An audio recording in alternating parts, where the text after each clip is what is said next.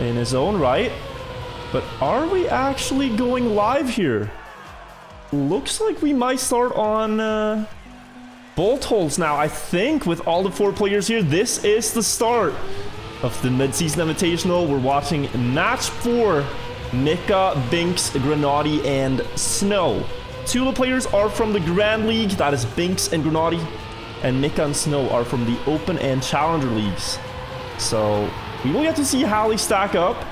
The top 2 players out of the match go up into the winner's bracket. In order to win a match, you first have to win 3 rounds on a map to get a big point. And then 2 big points and you're through. That's a win. So already in this first round here on bolt holes, we're seeing Mikka and Grenadie take an early lead. Binks has crashed out and Snow has lost 0.2 of a second on pace. And this is a very shortened version of bolt holes. So we're going right into the ending already. The 3 jumps through the bolts. Grenadie had to release there. And you can see Mikka slowly creeping up with more speed, but a little bit of a crash there will net Grenadie the round. A 1:02.99 to start us off, and Grenadie takes the first point. Now a little update on how good that time is. The world record right now is a 1:02.34 from Masa, so quite the strong opener from Grenadie to put us within distance of the world record. Almost goes into the wall there in the second round, but he makes it through. This quarter pipe jump, very important to land as low and early as possible without bumping or clipping any edges. Can be extremely difficult to do at this level of precision. Snow almost into the wall again before the dirt, but this time without the crash in the start. It is Binks up in first, who, if you didn't know, plays on his trusted laptop keyboard. One of the real gamers out there, just tapping away left and right ahead of Grenadie here. Got the first jump down, gotta aim the second one. That's dead center, as good as it gets. And the last one, no. Binks almost into the side there, but he gets the point and makes it a 1-1. Just 3 points needed to take the map win. So these rounds are gonna go fast. And if you're Snow or Mikka now, still on 0, you think you can do well on this map, you gotta step it up before it disappears. The chance to take this one ahead of the other players. Let's follow Mikka now. Perhaps a bit out of his waters, his frozen waters. One of the best ice players in the game, as we see a big crash from Snow, I believe, in last there. To clip the checkpoint, falls out. It's a 3-driver race. Oh, good low jump from Binks. Will get closer to first with that. Mikka a little bit too wide on the grass, I think. And it looks like a battle between Grenadie and Binks once again. Grenadie with more speed before the jumps needs to be able to thread the car into the gap there. Will make it happen. Binks only a car length away should Grenadie fail here. But Grenadie looks to have the speed to secure another win there. 1:02.62, and we're going progressively faster and faster. That was a top 15 time in the world. Just 0.3 off of the world record. And Grenadie now, you can see, he has a red badge. He's now finalist, meaning 1 win is necessary to take the win on the map, and the other players have to try to deny him here if they want to win. Once again, on the quarter pipe jump, we still haven't really seen much of Snow on this map. And it doesn't really look like one of his strongest, as the others are able to gain just a little bit more in each corner. That's where you see this gap starting to accrue. He has to release here. Another crash for Snow. So it's now up to Binks to try to deny Grenadie once again. Mikka is a little bit too far away to make anything happen. Will Binks make this a double finalist? He needs a better end than Grenadie this time, but less speed into the end will give Grenadie the upper hand. Should he make the jump, and he will. Grenadie with a good chance to secure map 1 here. Binks is gonna try. Grenadie maybe with an awkward landing. Binks with the snipe on the finish line. Oh my god, by 4 thousandths. Grenadie still has it. but a very valiant and respectable attempt from Binks. That's the kind of margins we get in Trackmania. 0.004 of a second is enough for Grenadie to get the one green point. You can see the green badge up top. Needs one more and he's through. Now we're on Icy Snake though. And I think for most players winning this map against this one man here is gonna be a tough task. If you are new to Trackmania and you don't know Mikka, what you should know is that he is the undisputed best ice player in the world, no doubt. I'm pretty close, but he's certainly better, Mikka. And this map has an ice ending. So if Mikka can stay close to the other players going up to the ending, he has a very high probability of winning the round. It is so difficult to drive ice like he does, and you'll see it here. Because in this first round, he's keeping up with Grenadie, who's trying to just give himself a little bit of a lead to work with. But no, Mikka crashing the wall, and we will not get to see it this round. Grenadie first into the ice is going to change from his steering wheel to keyboard, as keyboard is better on ice. Gets the first ice slide. Second one looks good as well. Snow trying to catch up here, but a little bit too far away. Grenadie takes that one. 53.62. The world record here is a 53.05 from Mikka, so half a second faster. And Grenadie now 1-0 here. Mikka probably kicking himself a little bit that he let that one go to waste, as he was almost through the difficult parts. Like he had one dirt turn left to go. That he was there. Oh no, another one. Of course, the pressure's on when you know this is the one big ice map in the match. And you crash for the second time. That's gotta hurt. Both Binks and Snow have made mistakes as well. So Grenadie is on for a 2-point potential win here if he just gets the ending right. Of course, difficult to change from steering wheel to keyboard, but it's something he's been working on. So here he's still tapping away, trying to save it as much as he can, and that is going to be Grenadie's round. Even with saving the end, he is faster than in his previous round.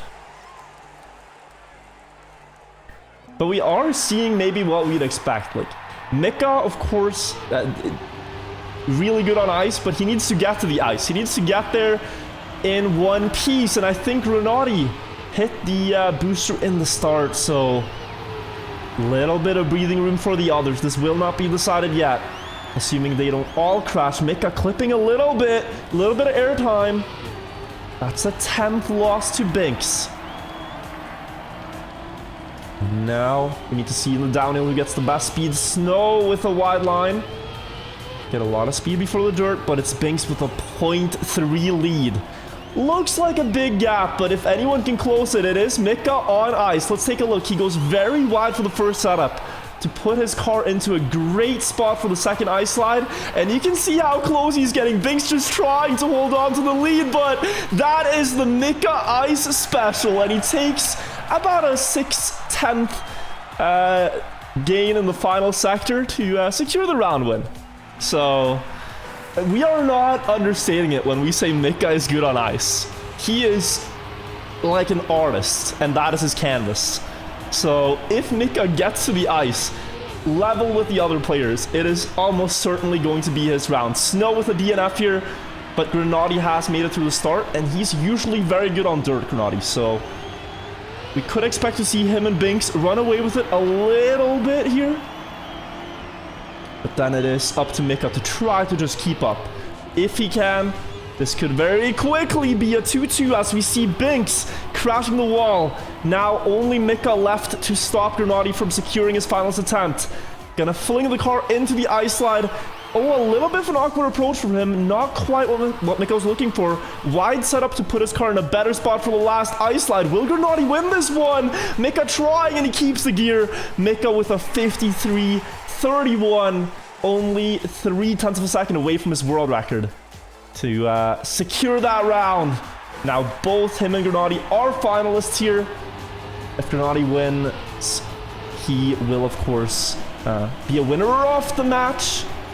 If Mikka wins, he will have 1 big point.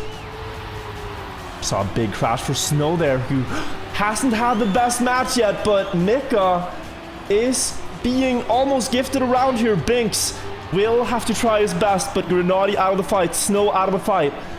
And Mikka in the lead before the ice, perhaps.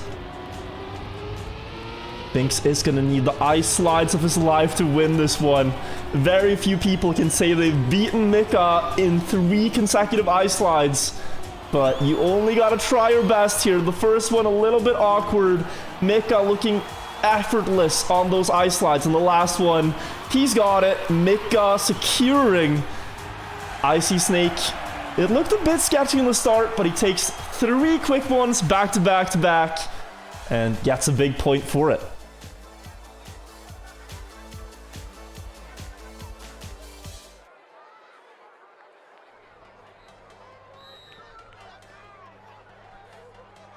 And believe me when I say, like, Trackmania, he's not the only player who plays ice either. Many Trackmania players practice ice. It's the only style they play, and yet they can't get close. He is consistently just faster and better. He just has a better understanding of it than anyone. So it's a joy to watch, but it's gotta be so frustrating to play against, because you feel like you're doing well, you practice so much, and you literally don't know where you just lost half a second. Because you might think, just copy him forehead, but it's not that simple. Here we are on Pole Party. And we saw them do this one in the warm-up. I thought it would only be played tomorrow, but we're seeing it today. Well, you should know here, really good map for Binks. Binks is consistently one of the fastest players here. And he proved that in the final chance tournament just before Christmas, where he was able to win, much in part due to this map here. Grenadie, though, is able to stay ahead of him in the first round, but Binks, better approach out of the dirt there. The map ends with a very narrow section in between a lot of poles. Binks climbing up into first, up the hill there, and into the last drift. He has a lot of speed. Now just has to weave his car in between the pillars and into the finish! Oh my god, all the others crashed! He almost threw that one on the final pole. But luckily, everyone else crashed as well. That could have gone really badly. But that was Binks' round and gets 1 quick point for it. Oh, so Binks dropping the gear. Grenadie able to keep it in first. A little bit of a difference. Very sharp approach here for Binks, but a little bit tighter on the dirt corner gives him more exit speed. And also this nose down landing. You can see they land on their front wheels, get ground contact as soon as possible. Just giving a little bit more speed as well. This turn, Binks was able to win out with a later dirt dive, and you can see it here again. That late exit out of the turn gives Binks the lead before the end again. Very precise drift up the hill. Will Binks take 2 back-to-back here? Let's hope for no crashes. Grenadie does not have the speed, just has to hope for a mistake, but this time, Binks is steady as ever, and that is a fast time as well, I believe. 57.16. Gonna check the leaderboards. That is within 1600ths of the world record, which is currently a 57 flat. So only 1600ths away from the fastest time on the leaderboards. But it will not be a clean sweep. He falls off the edge here, trying to go for maximum exit speed. Now, who can capitalize on him being gone? It is Grenadie versus Mikka. Snow DNFs as well. Grenadie, though, very strong lead here. And on a technical map with not a single patch of ice, you have to consider him the favorite. But Mikka catching up here before the ending. He's only a car length behind.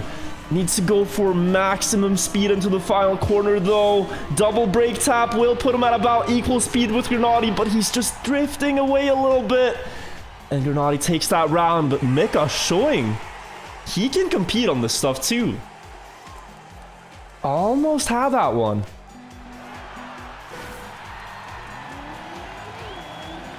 How exciting it would be, though, if Binks takes this map and we go into a fourth map with 3 players all having taken 1 map point. In order for that to happen, Binks needs to beat, especially Grenadie here, who is his fastest opponent yet. But this is a very good start for him. Binks is usually behind here. Now he's ahead, even before the dirt turn, where he has a slightly better line. So this is a promising round. Grenadie makes it equal. And now just this wait for the exit. Going a bit lower and a better approach onto this. Still much closer than we've been, and Grenadie better drift up the hill. Grenadie just a wheel ahead, but he has to release or else he would have crashed. And Binks, how has he not crashed with that line? Barely avoiding the pillars, and it's a 57-13. And he takes the map win. Only 1300ths of a second from world record. That was, I can't believe that was more than a pixel. His wheels were practically inside the pillars. My god. Makes it work. Grenadie, Binks, and Mikka have all taken a map, and we're on the edge. Where I will say Grenadie is probably the favorite to win. We are not really sure what Binks' pace here is like, because he practices offline, but throughout the regular season of Trackmania Grand League this fall, Grenadie was one of the best scoring players on this track. Really consistent at the very difficult ending that it has. So he might be able to get the win here. Snow, though, with a beautiful star. 0.2 ahead for as long as it lasted. Falling off there. And that puts Grenadie now half a second in the lead. So let's take a look at how he can hold this one ahead of the others. Very difficult end part coming up here. After the freewheeling, you have to do 3 drifts around the edges of the hole. So look, just very wide setup and go in the tight gap. Another tight gap here, and the last one into the finish line. Grenadie taking round 1 with a 1:01.64, and that is about a second away from the world record. They can go a lot faster here. It's just about how much you want to risk that ending, particularly. The more speed you keep on the freewheeling, well, the faster you go, but also the more precise you have to be to survive it. Better start this time for Grenadie. Snow keeping up again, and we have not really seen much of Snow yet, but now when all his opponents have a map win, this is when he has to step up himself. A little bit wide into the reaction booster drift. Good speed on the exit, though. This uphill has a double gear change that the car does, and you need to be ready for it. Grenadie building a lot of speed out of the dirt. Snow trying to keep up, getting a lot of speed across the grass, and with a good end. This is not out of reach. Just needs to risk it, though. Grenadie with more speed, and even though Snow crashes, it will be Grenadie with a second one. Grenadie 1 round away from winning this match.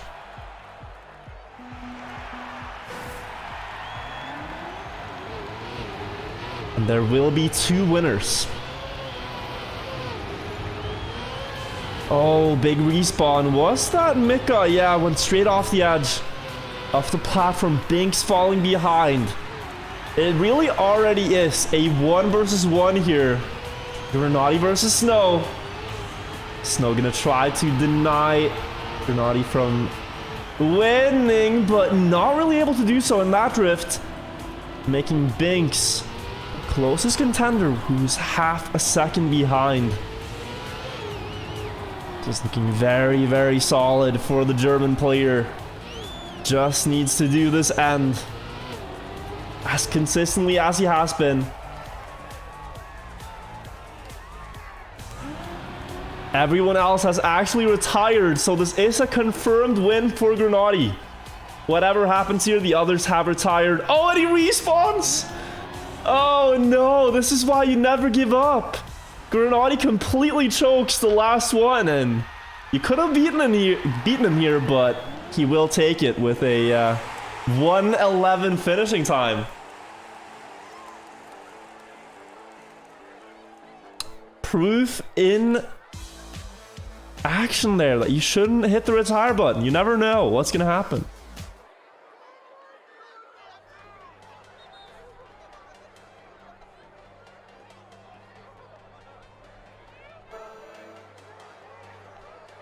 Alright, next map, Vertigo. With 3 players left to try to get one more winning spot.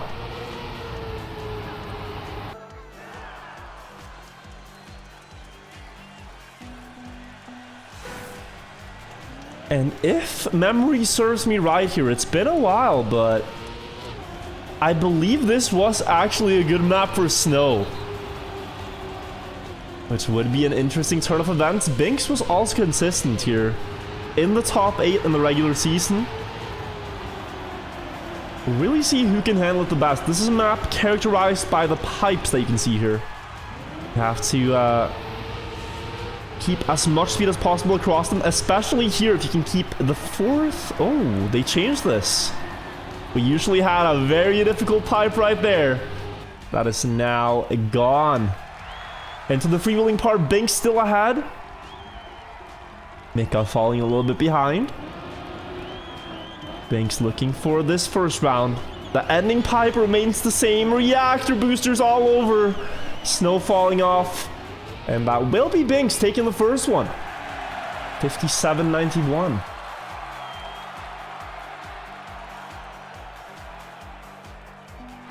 That's only half a second from the world record from Masa.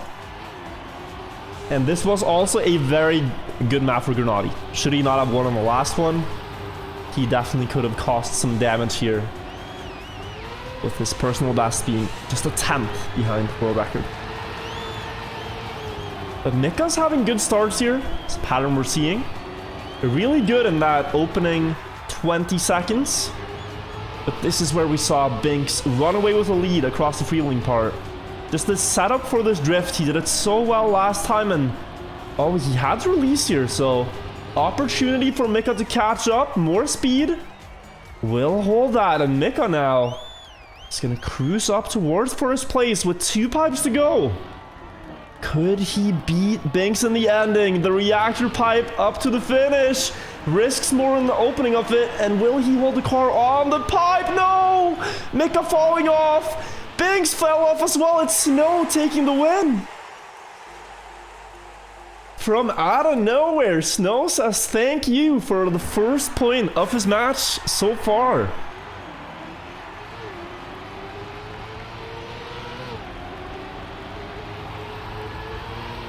He's not gonna mind picking that one up.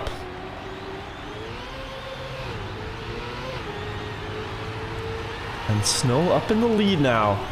Could he build some momentum off of that? Against his countryman, Mikka has retired after making a big mistake. Into the drift now. Binks with way better exit speed. Snow hitting the wall. This is actually looking like it could be a knockout. If you are over 1 second ahead for 3 checkpoints in a row, that is a knockout win. So Binks gonna get the first checkpoint here, but there actually aren't enough checkpoints. He just has to get to the finish, because there's no more checkpoints left on the track. Binks falling off again. Will Snow get it? Snow upside down. He turtles. Binks is climbing up. Snow trying to drive to the finish line. Binks, he's a bit too late, and Snow takes another one. Somehow, some way, Snow is now finalist in rounds the other 2 players failed.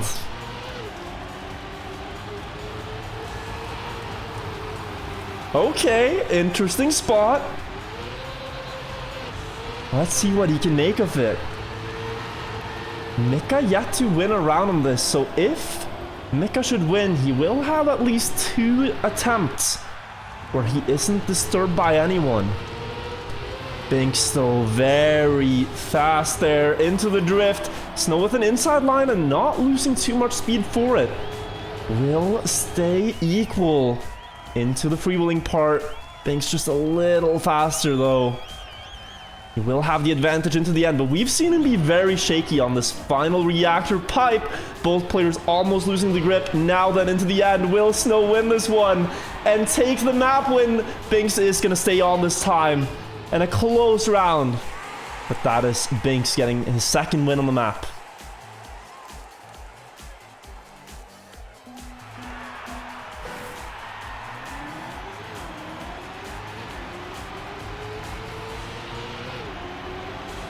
So both of them are finalists. Pressure kind of on Mikka now too.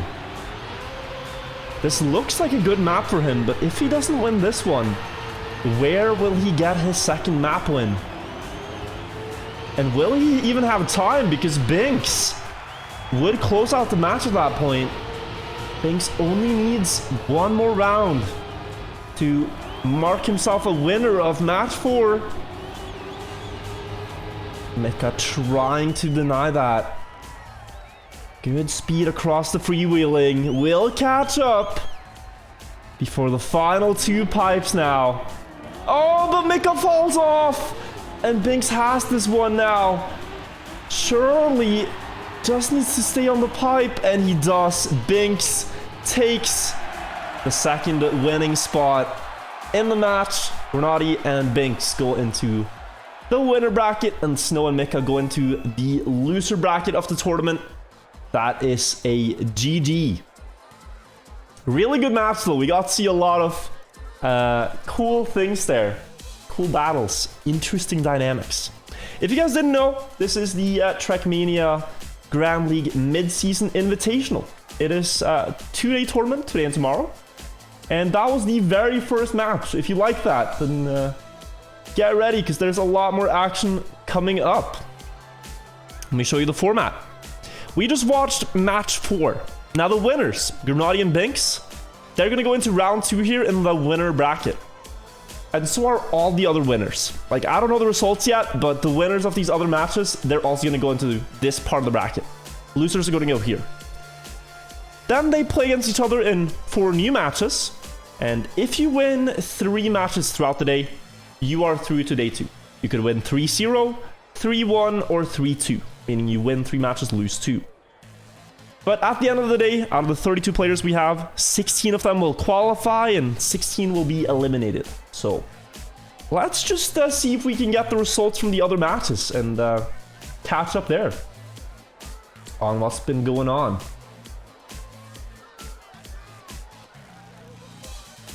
Can maybe also, I don't think we can join the matches. Or could we? Maybe we could. Quickly check here if we can get ourselves to see the ending of another match.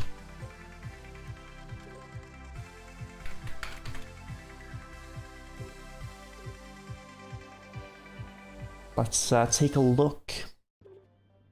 Oh, we can actually. How's this one going? This one is not even with a winner yet. This is match 8. It's Hedra, Rossi, Vosile, and Miquatro. And we are on the edge, which is a really good map for Miquatro. It was all throughout the regular season of Challenger League. He was just monstrously consistent on this. And considering that he has a map win and 1 round win here, Miquatro could very well join the winner bracket, although he crashes here, falls into 3rd, gets overtaken by his Challenger League competitors, Rossi and Hedra, but it's not over yet. 0.3 before the end. Rossi with a very wide setup, good speed in both turns. And Rossi crashed, this is the end. Oh, it's Hedra winning. Okay. Hedra then on match point with 1 map win and finalist. Just needs 1 more round. Like, Rossi really tried in the end there to get perfect speed through the turn. Which, if he succeeds, yeah, it's fast, but that also requires even more precision when you go in with a line like that. So he kinda dug his own grave with the approach. He's up into first again though, and is actually beating McQuattro, but McQuattro failed the next turn here in the previous round. If McQuattro can avoid this mistake, I think we'll see him in the battle for first. Heather jumping out a little bit, and it's very unlikely he's going to win the round. Rossi versus McQuattro in the ending. Rossi again with this wide setup. Will it pay off? No, he crashes again. He tried to keep perfect speed, but it wasn't working out. McQuattro also on match point here.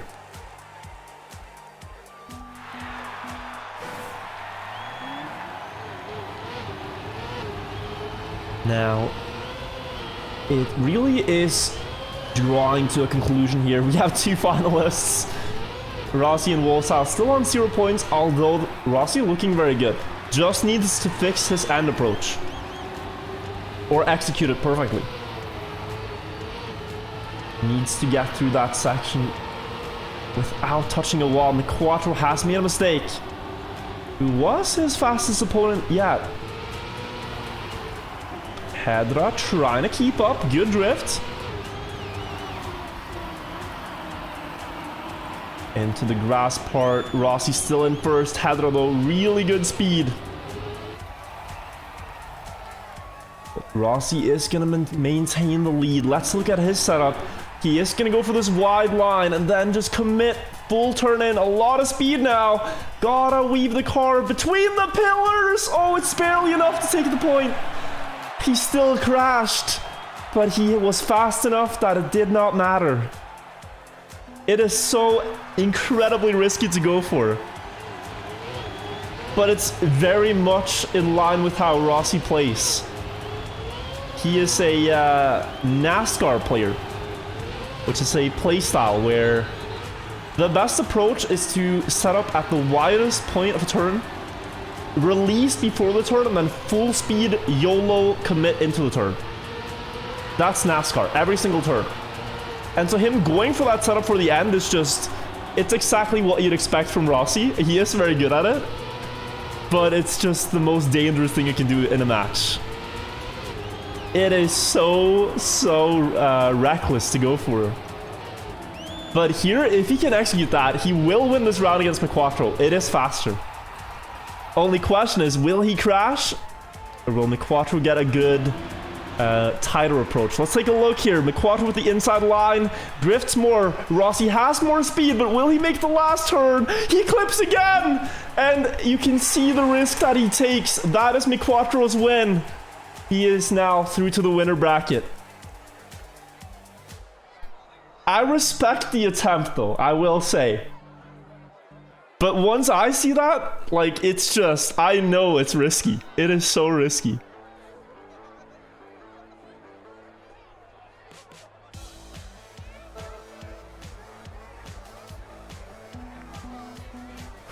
So they are on Vertigo, the pipe map. Hedra really good here.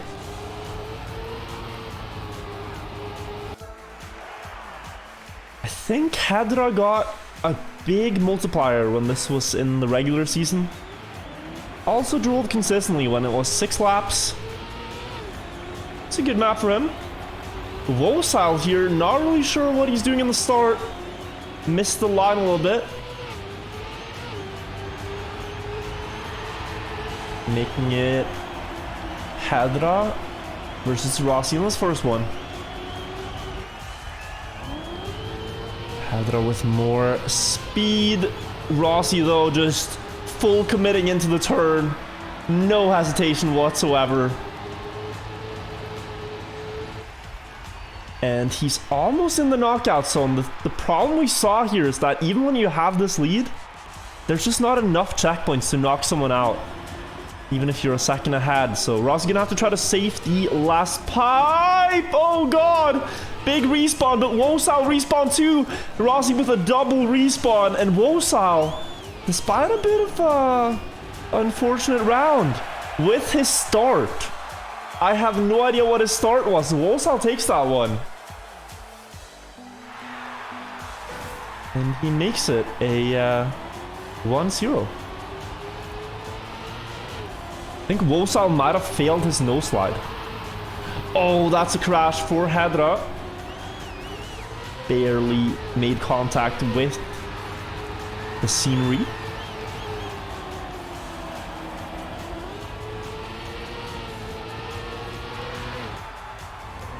It's a little bit faster than Rossi on the freewheeling. And only 0.25 away. Wide setup for the drift. Rossi still ahead. That's a lot of speed that you have to match. Wosal actually managing really well here. But as we know, it's coming down to the identity. This is not at all easy to drive, especially when you are playing against formidable opponents who you expect will also do it really well. But there we go. Rossi, great ending. 58-32 and a point for him as well.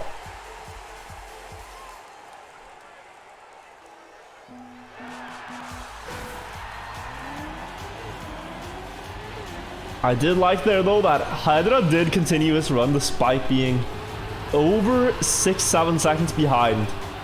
Just knowing that, you know, despite being a bad run, there is this slight chance my opponents might crash. Doesn't hurt to continue a run, even if it's bad.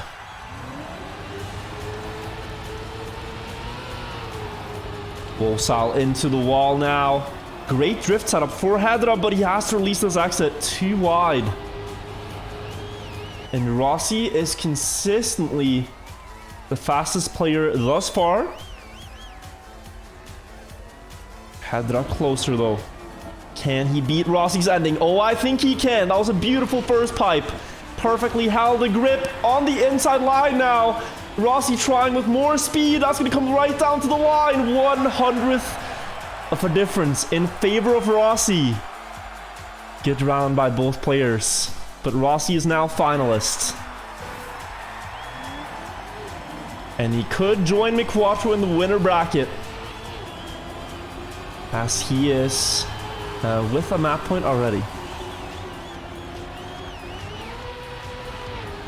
Wosal with a bad start here. Bouncing his car a little on the landing is going to cost him speed all the way until the next checkpoint.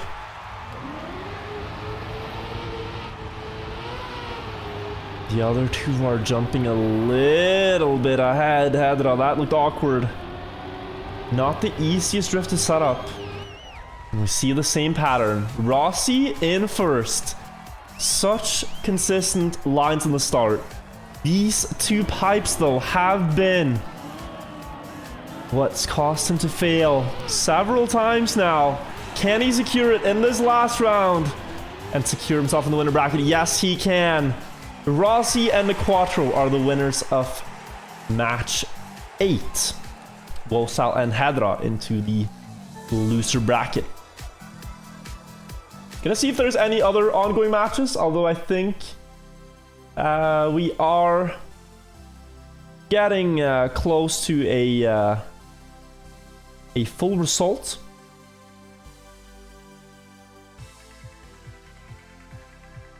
Not quite sure.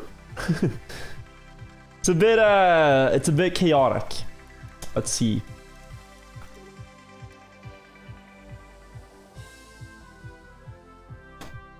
Let's see if we got something going on. Gonna try to join another server for you guys. There's 8 matches played at once. So that one I think is done. But when all the matches are done, we'll have the results, and then there's a new match with new players. This one looks to still be ongoing.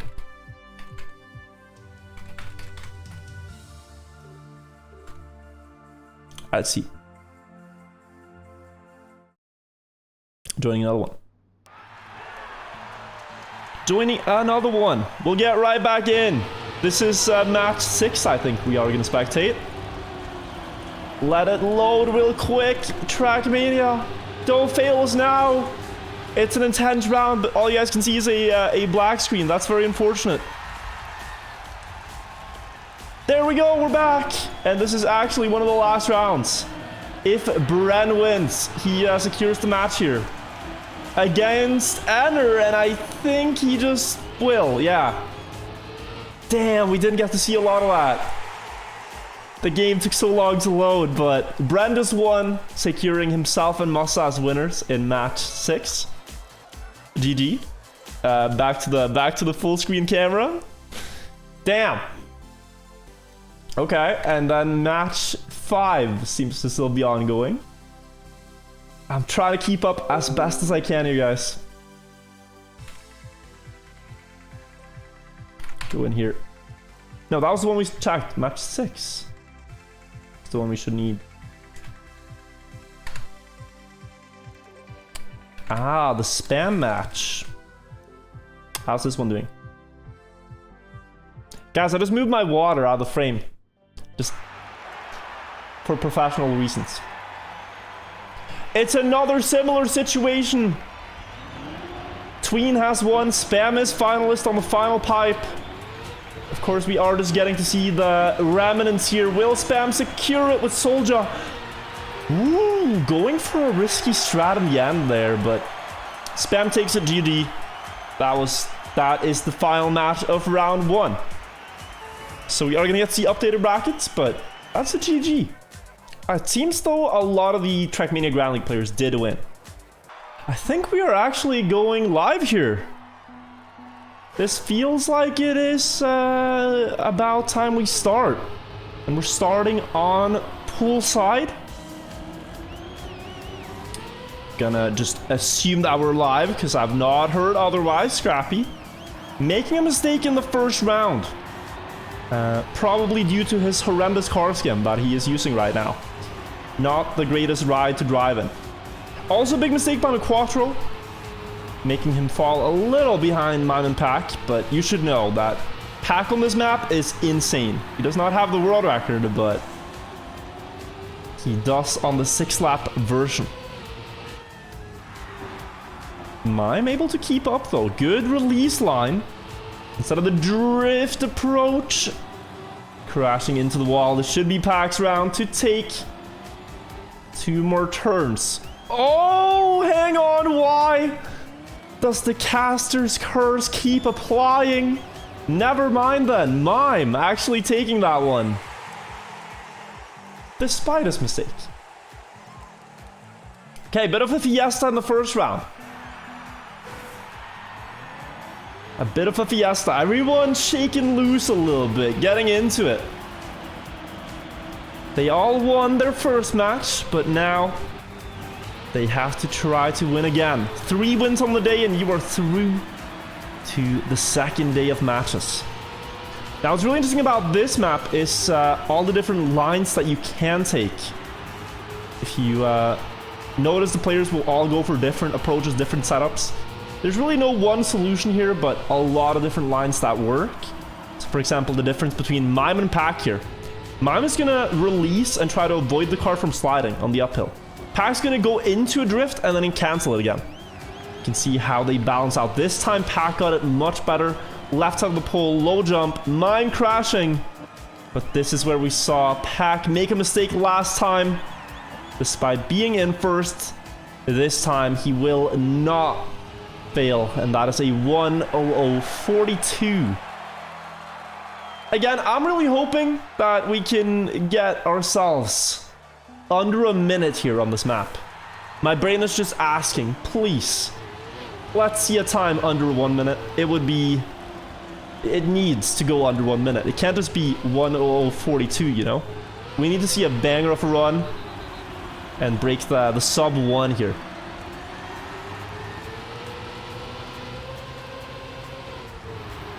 So 1 point for Mime, 1 for Pack. Scrappy and the Quattro still without any points. We know Scrappy liked to go for the water bounce here in the past. Is he still doing it? Oh, this is the third line he can take. Scrappy actually one of the only players doing that. The water bounce line. Still gonna be Pack in first. Scrappy trying with the jump approach. Wide setup before the water, but Scrappy slides out after it. Now it's McQuattro trying to chase down Pack. He too will fall out of the water. And Pack is gonna take first with almost a new world record. Second on the leaderboards. 1:00:22. That is the second fastest time in the world. The fastest is a 1:00:21 by Evon, set in the previous round. So they really are getting close to that that sub 1 run. Just need to find 2200 somewhere. So Pack is now finalist. Could close out this map with one more win. Mime trying his best to keep up. For that first point. Still just losing a couple of hundredths here and there to Pack. Now we will see 3 different lines. Scrappy bouncing out. Not working out for him. You can see why there's very few players going for that. It's, again, a very risky thing to do. But when he manages it, it is fast. Mime hits the wall, McQuattro up into second, Pack into the water, McQuattro up into first, and that's going to be his first point of the match. As everyone else made a mistake.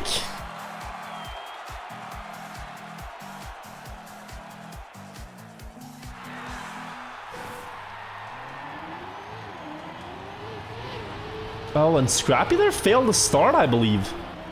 Not sure what happened, but Scrappy, already just on the first downhill, he might have started late, and both him and McQuattro actually fly out on the checkpoint. It is a 1 versus 1, Mime versus Pack. One of the fastest improving players in the Trackmania scene versus one of the Titans. Pack been around for a while, 2016 world champion. Mime barely even 16 years old. I think he turned 17 this year, so he is an up-and-coming player. Gonna try to beat Pack here with an outside line, more speed. We have confirmed he's actually 19, so it's a bit older than I thought, but still very impressive to be this good at the world's most competitive racing game at such a young age. Will hit the wall, but Pack has got into the water again. He just disappeared from the field of view. And that is another round win for Mime.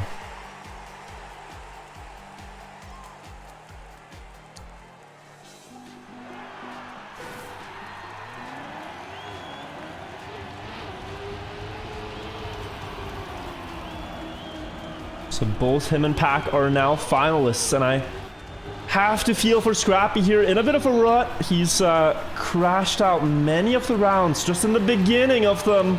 Pack flying off here too. This is looking like it could be Mime's map then. Look at this, 0.37 lead against Pack. But that is very quickly decreasing. Pack on the hunt here. Nothing to lose by trying to go all in this last round. You can see he's gaining a few hundredths in each segment. Getting closer and closer. He's even before the water part. Just needs to nail this for the last time. It looked like it was Mime's round, but Pack now with a very real chance at sniping this. Mime trying, but it's gonna be Pack. By 400ths of a second, he secures that one. After being down 0.3, makes it back barely in time. Good round. Pack takes the first map.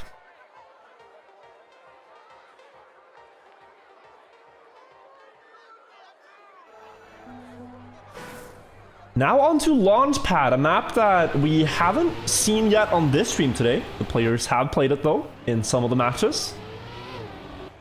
This is very different to every other map, and let me tell you, this is a Mime map. Through and through. This is one that really suits him. It has all the elements, and oh my god, this is gonna be tough for Scrappy. He's in such a tilt right now that it's very hard to get back to level. When you keep crashing rounds like this in the first 10 seconds, it is so hard to change it. How do you get out of that and start driving consistently again? Because you just feel like nothing's working out. But in this first round, Mime predicted the favorite, falling a little bit behind. Pack and McQuattro. Here across the plastic, you want to do the speed slides before you go immediately into the end jump on this one. Through the reactor with the 2 rings. Oh, McQuattro crashing out. That's going to be Pack's round. Clean win there by the Englishman. 1-0 on this one.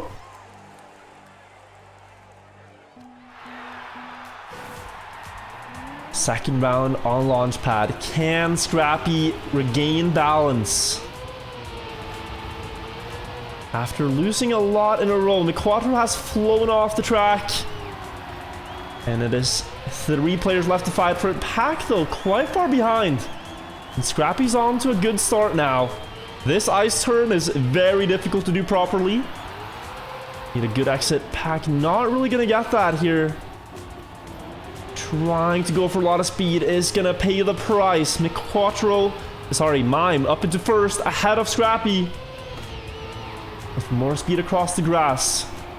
But these two are practice partners. They played the maps and shared strats all throughout the season. They know exactly how to do this map the best because they've gone for the same approaches. Mime versus Scrappy in the ending. Mime will take that one ahead of Scrappy. Scrappy now showing some signs of life. He's getting closer.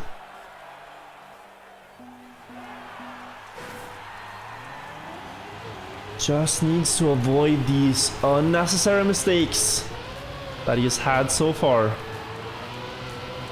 And it looks like that very first line already is incredibly risky because Pack and McQuattro are going for a wider approach, just saying, I don't want to fly off the grass, I'm not going for that. That's the 0.4 difference you see in the start every time. It is Pack and McQuattro saying, I'm going to take a more conservative approach, I'll let you kids risk it. If you fail, the round is mine. But so far, Scrappy has not failed it. And Pack fails it instead. Mime up into second. Scrappy with a very good chance at turning this around. Just needs to get the reactor jump! But he goes out spinning like a Beyblade instead. And Mime will pick it up in his absence. 2-1 Mime. This is a real tilter. This is so hard to untilt from that I can only imagine the struggle. As Mime falls off the edge here, has to go that wide for the setup.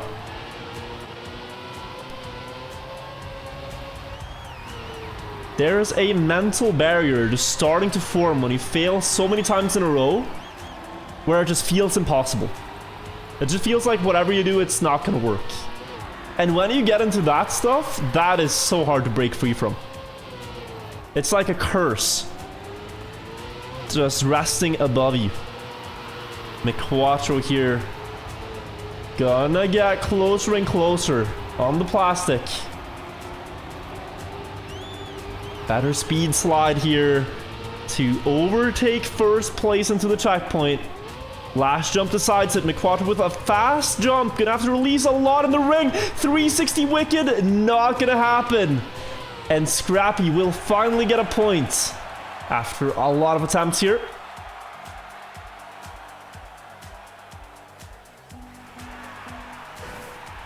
Breaks through a little bit.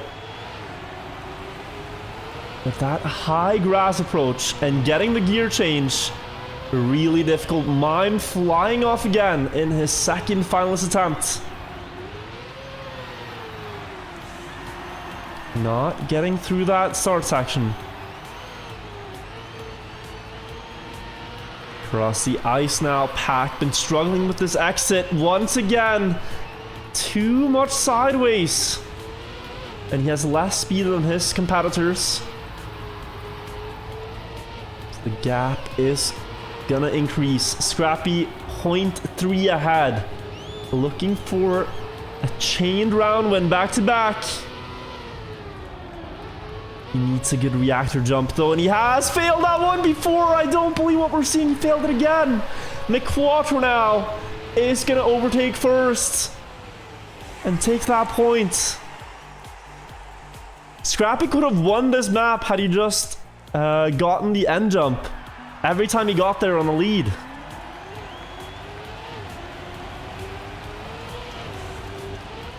But now they should be scared because there is a player in first with a red name tag who finally did not fail to start.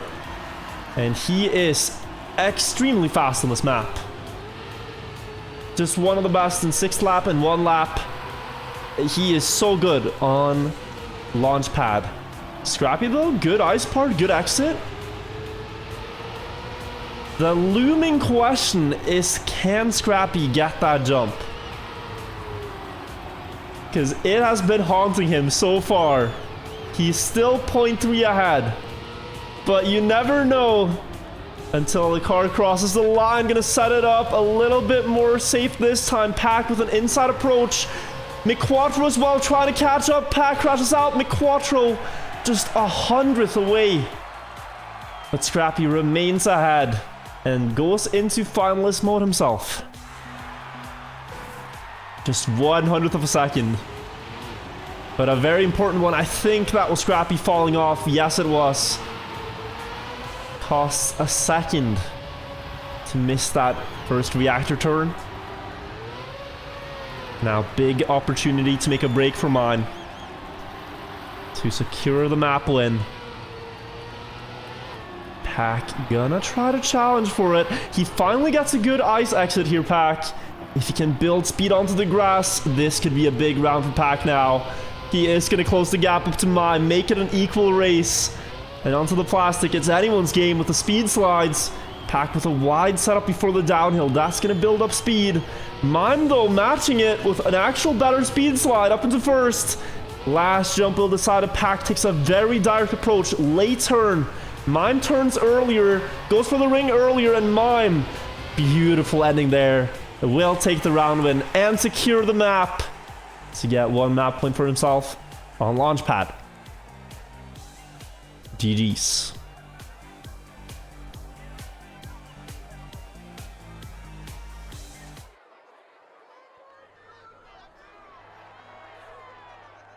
Great first 2 maps of this match, honestly. What a spectacle to follow. They're so close in all the rounds. Now we're on bolt holes. This map, the current world record is 1:02:34. Mime has a 1:02:39 PB. Pack 1:02:56. Scrappy, I'm not sure, and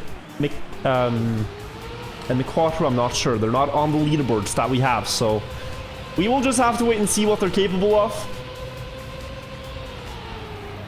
This is a very high-speed map. You can see they get to 450 here before going into a very sharp quarter pipe jump that they're going to line up as best as they can. One player failed it in the field. That was McQuattro. A crash from Mime on the reactor uphill. Leaves Pack and Scrappy in a 1 versus 1 for this first point. Onto the dirt. Pack with a lot of speed. Diagonal as possible on this jump to land early before the grass.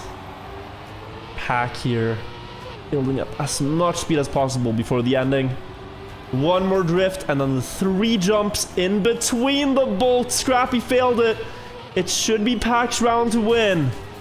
Just needs to make it through the second jump, and the last one here can be tricky. Precise angle to get. 1:02:83 for Pack here.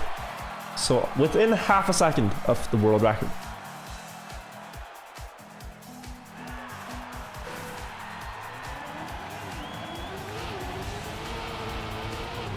So that is the standard you gotta play at.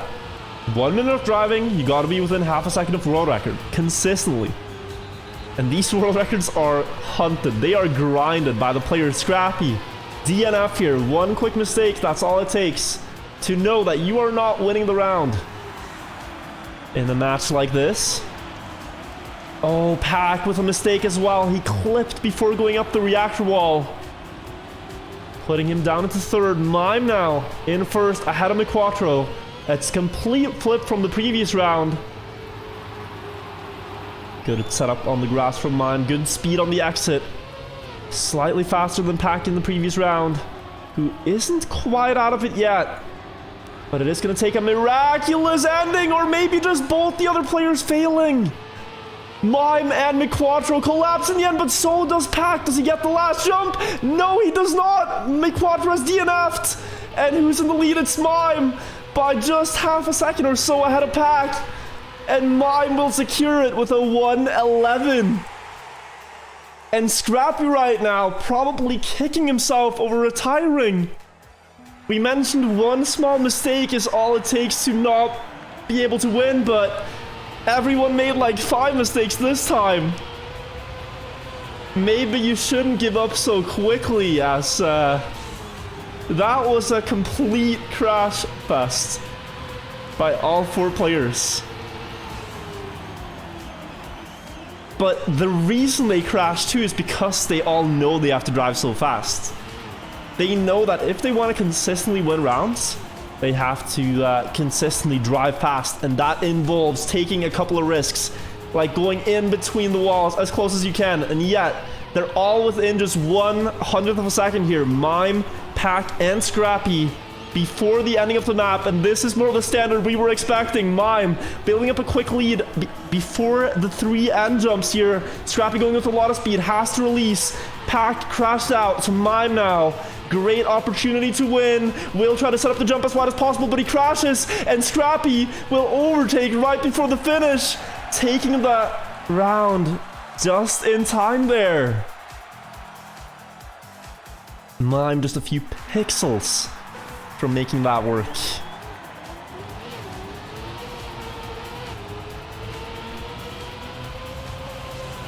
Most of the players have won round 1 now, apart from McQuattro, and this time, look at that. Scrappy here, he fails, but he's learned his lesson. He's not retiring yet. That's what we like to see. Things can still happen, of course. In the final 30 seconds of driving. But yeah, McQuattro still looking for his first round win.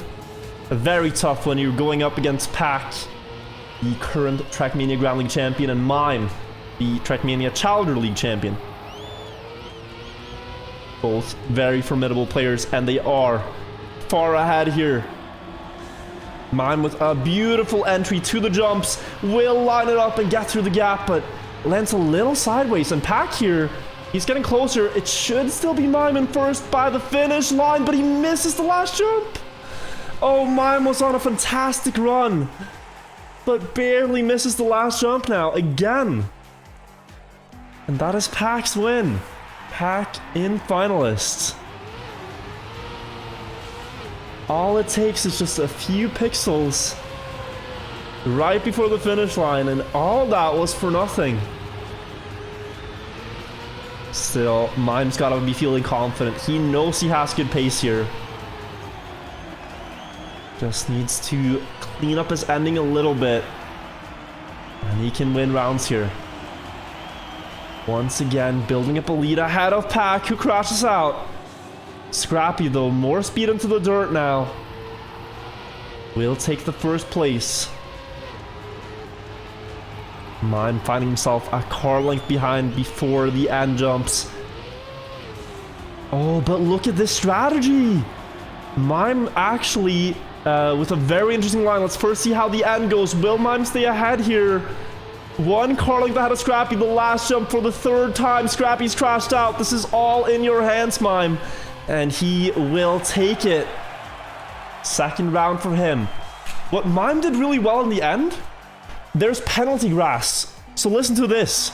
Mime lets the nose of the car dip down on the penalty grass so that the front wheels kick up again. He drives with fewer tires touching the penalty grass, and thus he gets slowed down less. Some Trackmania signs for you. The less wheels that touch the penalty grass, the better. So he's taken advantage of that by not air braking. You'll see it here again. It saves maybe 1/10 of a second. But the diagonal approach that he does makes it even faster than what the others are trying. Scrapping the wall, Pack ahead. But I think Mime, with his trick, could maybe close this gap. You'll see that he's going to set it up wide, get as much speed as possible, and then this diagonal approach into it. Look at that! That's so crazy! That is so crazy! Mime's now in the battle for first with Pack. The diagonal approach to the jump, and he overtakes first. Mime could win this map straight up with that one trick on the penalty grass. And yes, he will. Mime takes it. Just that tiny detail is enough to give Mime the round win. Wow. That's insane. And the very important detail is not that he skipped the penalty grass, but he stayed in the upper gear. So he had just enough speed to remain in upper gear, and then you just have it. That's wild from Mime.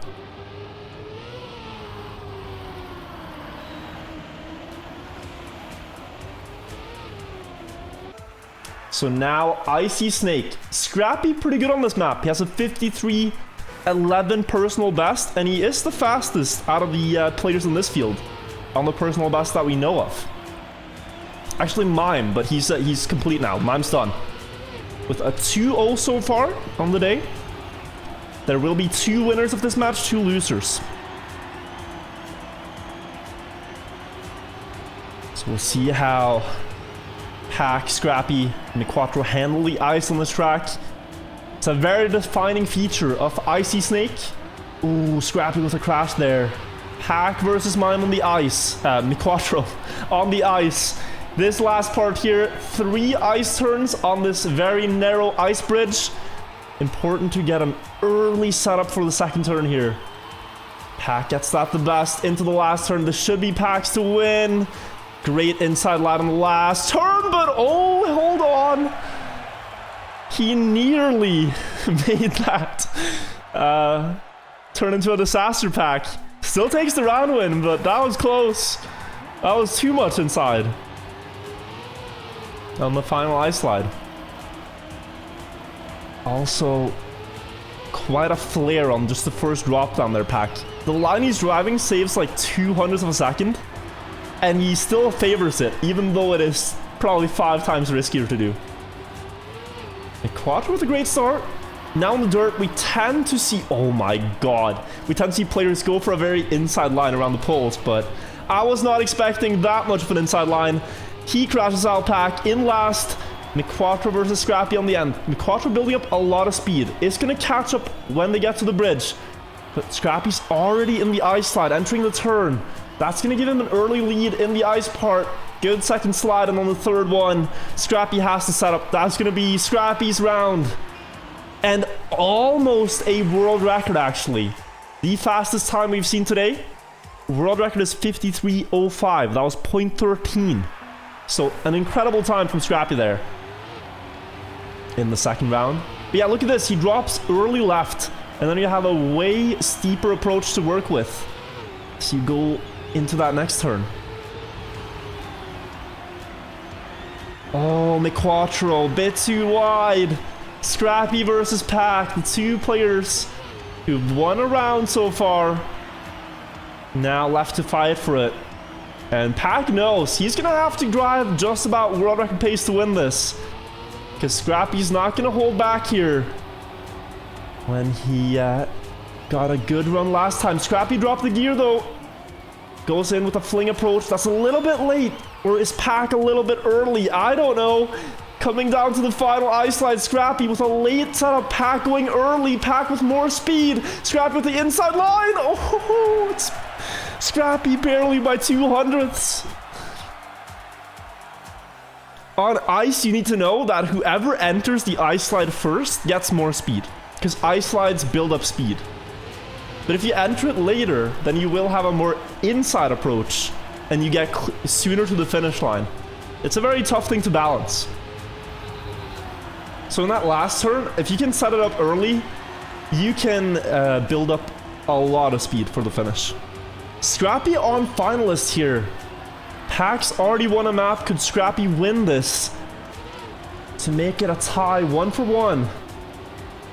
against Pack. McQuattro kind of out of the running, but now Pack just has to hope that he can deny Scrappy in the ending. Can McQuattro beat Scrappy in this section? Scrappy's been looking so good on the ice. He's a little bit wide for that turn, but he releases appropriately. And Scrappy here looking very good to win this one. That is going to be Scrappy's win. He takes the map, and not just that, he takes the world record on Icy Snake, previously belonging to Mikka with a 53.05. It's a 53.03 from Scrappy.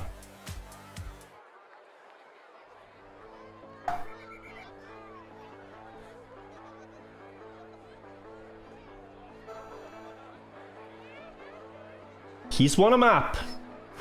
Pack has won a map. But Scrappy has a very tough task ahead of him. If you're able to beat Pack on this map, then you know that you are good at this racing game. Let me tell you. This is one of Pack's best maps. And also in the Trackmania Grand League playoffs, it was one of his best maps. And he won that tournament. So this is really one of Pack's specialties. He's so good on tack, so good on the drifts, and so good on every line on this map that if you beat him here, that is a really big accomplishment. Scrappy's off to a better start, but look at the speed that Pack's gonna build out of this dirt turn. Is gonna go almost up into first place with that. Scrappy still 200s ahead. Now into the drift before the dirt dive. So much speed for Pack, and that is going to snowball if he can survive the turn. Little bit awkward there, little bit low perhaps for Pack. Still staying alive in the race. Scrappy trying everything he can, but Pack is just soaring away, it seems. Maybe more speed for Scrappy. No, it's equal. And despite a really good race by both players, Pack takes it by 200ths. The world record here, 57 flat. So that was within 1500ths of the world record. And apparently that was also Scrappy's personal best just then. So it says something about the level you need to drive at. They are driving extremely close to the limit. Scrappy going out in the pole section. And can McQuattro now keep up with this? He crashes as well. This could be a knockout win for Pack because having high speed here is so important on this long straight. It's going to be 0.68 on the checkpoint. Not quite the knockout distance. You need a second for 3 consecutive checkpoints. But this is certainly enough for him to hold the lead, take the round win. Can be difficult though to perfectly weave between the pillars. They know the pattern, they know the rhythm they have to drive in to get through here. But we've seen players fail it. 57.29. That is a safe time from Pack. That is like a tourist run on this map. That is not his full potential. He definitely took it a bit easy. But he is now finalist. One more round needed for Pack to close out the match. And this is do or lose for McQuattro and Scrappy. They will not die. This is not their final match of the day. You can lose 2 matches today and still be in the tournament. But going into the winner bracket with a 2-0 scoreline makes you probably feel pretty comfortable about making it to day 2.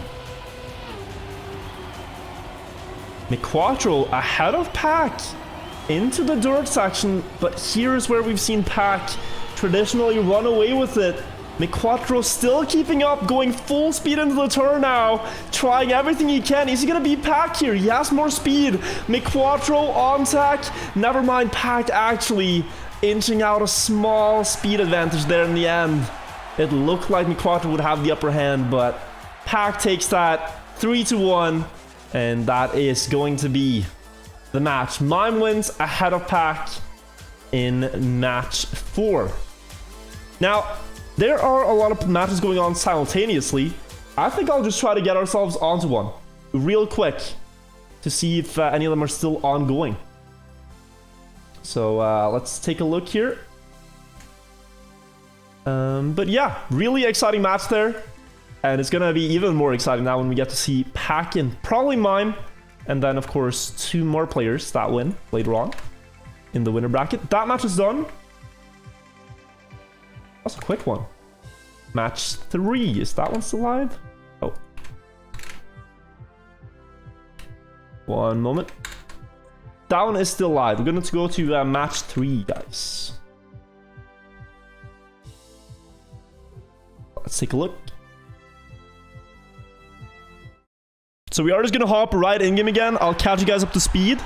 Let's take a look at match 3. It's a triple finalist. Oh, God.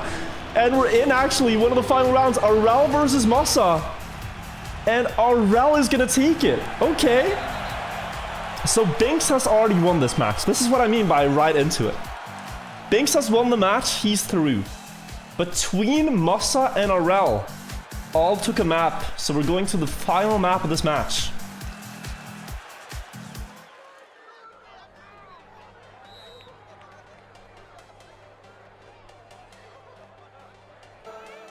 So it's gonna be on the edge as the final map of this match, and I can tell you already, Masa clear favorite. This is one of his best maps, because it's so tech heavy. It was one of his best in the regular season, but even more so, I think, in one lap format, because Masa struggles with consistency. Masa's one of the fastest players every time on paper, but he is very fast until he bonks a wall. That's the Masa approach. Like world record pace, but then you crash. But when you only drive for 1 minute on a map you're really good at, that is a dangerous combination. So keeping up with Masa on this map is going to be very difficult for the others. And they kind of just have to hope that he is his own downfall. Because if Masa does not crash here, then they maybe will not win. But here in the first round, Masa did crash while in first. So the first round here between Tween and Arel now to decide it. Good gear change for Arel to get a little bit more speed perhaps. Tween still in first. The ending with the three drifts rather around the holes. Arel's heading up late. That's a lot of speed. Is Tween gonna hold the lead here? Arel's inching closer, but he crashes. And Tween takes it regardless. Tween takes the first round.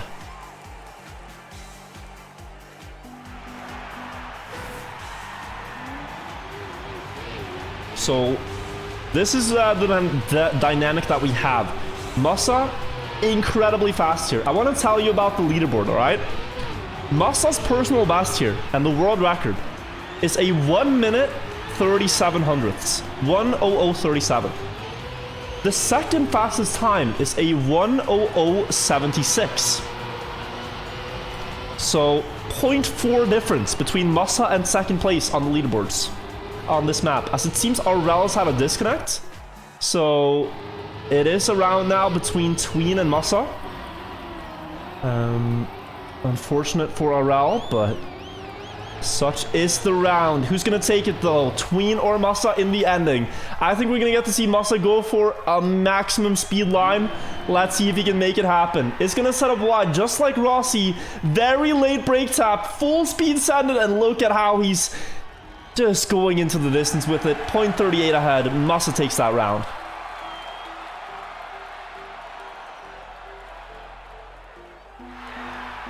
Is Arel back into the driving here? Yes, he is. That is great to see.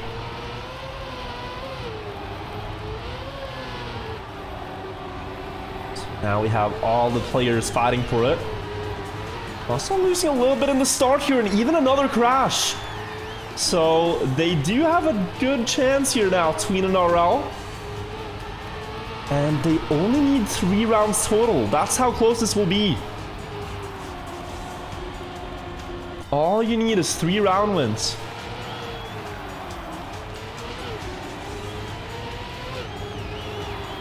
Third uphill, Arel still ahead. Tween inside line, less speed here as a result. Where did Arel go? Oh, he is lagging slightly, but I hope his internet stays stable because he is on a good run. He is in first place. Just the net catching up to us now. Arel still in first, last turn, and Arel will take it.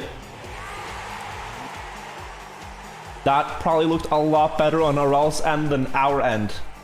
Because Aurel's internet did not catch up to us. But good round for him. We're 1-1-1 on the score. First to 3 points takes the match here. That's how close it is.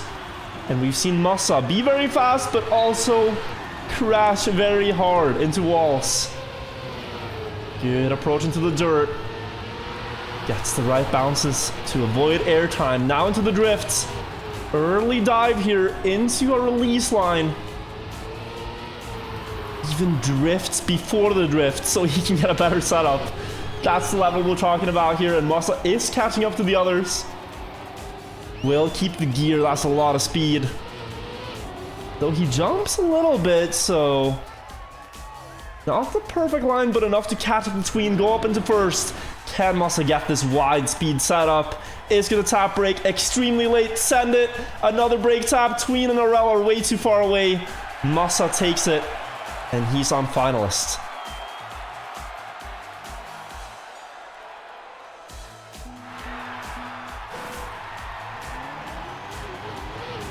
Masa just needs one more round on perhaps his best map. Oh, and we see Aurel lagging again. I hope it stays stable. Shame to lose a match to those circumstances. But no, it looks like it has claimed his run this time. Tween versus Masa, and Tween will jump up to the first as Masa hits the wall. So maybe the match is not over yet. Tween just needs to stay ahead here, and I think Aurel's just praying silently that Tween holds this lead and gives him one more chance to clutch it out here, Aurel. Masa, though, has a powerful ending. You should know that this is not over. Masa's end here is extremely fast, and he is quickly catching up to Tween, but Tween remains ahead. So both Tween and Masa are finalists. Aurel needs 2 in a row, or Masa and Tween just needs one more.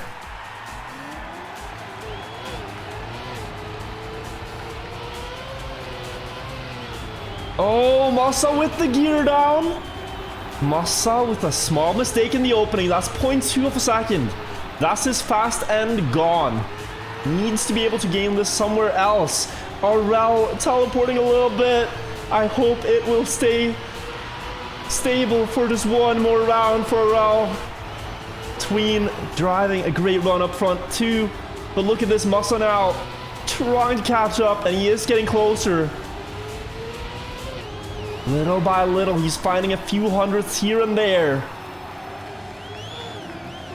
And coming up towards the very end of the map, with this no slide approaching the uphill, he could actually win this round, Masa, and take it. Tween in the lead, ahead of Masa, ahead of Aurel. Tween in first, but Masa going for the high-speed setup. He crashed too, though, and Aurel will maybe take it here, despite the lags, despite the internet. Aurel makes it a triple finalist match. This is sudden death. Whoever wins this round wins the match. Aurel versus Masa versus Tween. Masa and Tween have shown the fastest pace so far. And this time, Masa does not fail the first gear, so he will be much closer to the others. Last time he had to make a comeback mission. This time he is going to be equal, already here, and can look to make a lead happen. But Aurel in first so far. Will this be the comeback story for him? Despite all the internet problems, he is now fighting for Masa for the win. But no, as we say that, it looks like he's teleporting. Is the internet stable enough to keep the round going? Yes. But Masa will be in first. 0.2 ahead of the others. And I think at this point, if you're Aurel, you're going to have to hope for a mistake. Tween versus Masa in first and second, and they are quite far ahead. Will they both get the end? Masa's going to go for the high-speed setup. Tween more on the inside line. Will Masa make this turn? Then he's looking very poised to win, and yes, he will. Masa takes the last round with an incredible time. 1:00.93. That is enough for 7th place on the leaderboard. So, Binks and Masa win ahead of Tween and Aurel. GG's. Damn. That went the distance. It couldn't have been a single more round. That's as many rounds as possible. Okay, let's see if there's any other matches ongoing, because there are a lot of matches played. I think all the first 4 are done, but there's a chance that the loser bracket matches are still ongoing. Take a look here. This one's done.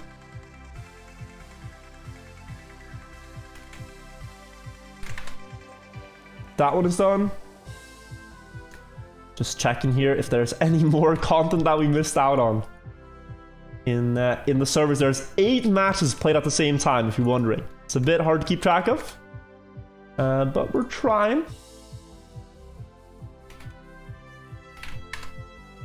Yeah, that server's just down. That's weird. This one? No. No, I think they're all done.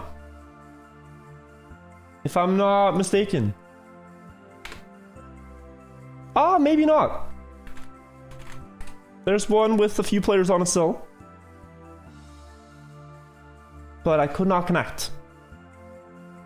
I could not connect. So therefore, I think they're all done. Then we just have to wait for the score updates again, yeah. We just have to wait for the score update, see how the bracket looks like. After 2 rounds are played. If you're just joining right now, wondering what on earth is going on, this is the Trackmania mid-season invitational. It's a tournament between 32 of the best Trackmania players. There will be 1 winner by the end of tomorrow. We're playing the first couple of rounds here. And we have the results from round 2. So Gwen and Uffy win in the first match. Muda and Grenadie win in the second match. Okay. Binks and Masa. Masa from France. The French god Masa and the Slovakian player Binks there. I think the flags are a bit messed up. We got Scrappy from Finland. But anyways, yeah, Binks and Masa, Mime and Pack, Mikka and Hugo win in the loser bracket. Heather and Enner, Darkwix, Wosile, and Evan and Link win as well.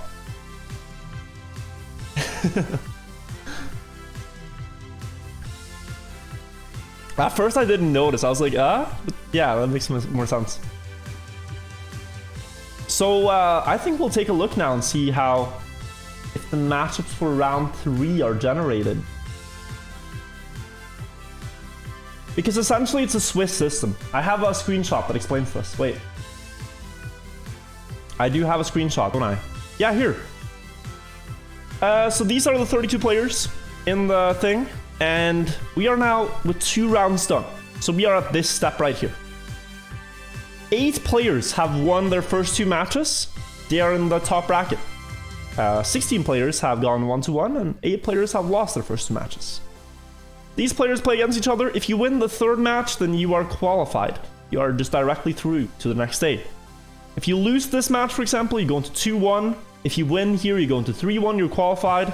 If you happen to lose 2-2, and you go into 3-2, and then you qualify. There's a lot of ways to the victory here. Even if you're down in 0-2, you could go 1-2, you go 2-2, and 3-2. You could still win after losing your first 2. It's possible. So that's the Swiss system, it's called. And we're waiting for the next match. Just want to see the matchups. Gonna refresh again. And then I also want to take a look at the leaderboards. See if we got any new world records. We could quickly check that while we wait. They were close. No, there was actually a couple world records. Scrappy got it on Icy Snake. Yeah, Scrappy got world record on Icy Snake. He beat Mikka on Icy Snake 19 minutes ago.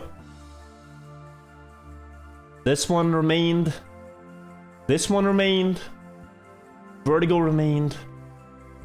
Poolside remained, although Pack was within 100th of the world record in the previous match, and Launchpad remained. We have seen 2 world records on the day already, though. And we barely started. So, yeah.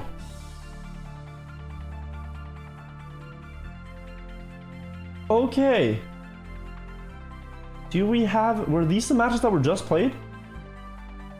Yes, they were. We are waiting for the next matchups. I don't have anything. I'm just waiting like you guys. Good opportunity though to get some water, get some coffee. I have coffee. I also have water. This is water. This right here. It's water. Yeah. So I'm good. I'm good. It's red water. Dark themed water. It's a specialty here. It's a Norwegian specialty.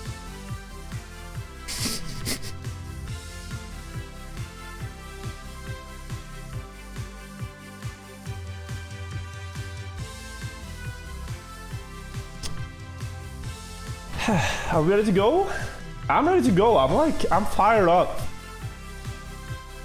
I'm fired up, ready to go. I think the craziest thing we saw though was that mime line on bolt holes. I don't know if that, like, if we'll see more of that, but that was insane what he did there. We do have 2 other matchups in the winner bracket, guys. I want you to listen because these are banger matches. We have, and I think we'll just insta-spectate this, Gwen versus Muda versus Masa versus Pack. Like, that's a world championship final. Straight up. Gwen, Muda, Masa, Pack. Like, that is an extremely good match. And then you have match number 2 in the winner bracket, which is Binks, Mime, Offie, Grenadie. Also a really good match, but we haven't seen Gwen yet today, and we haven't seen Muda. And I think that first match is really, really good. So I think I'm just gonna get on server 1, honestly. That looks fire.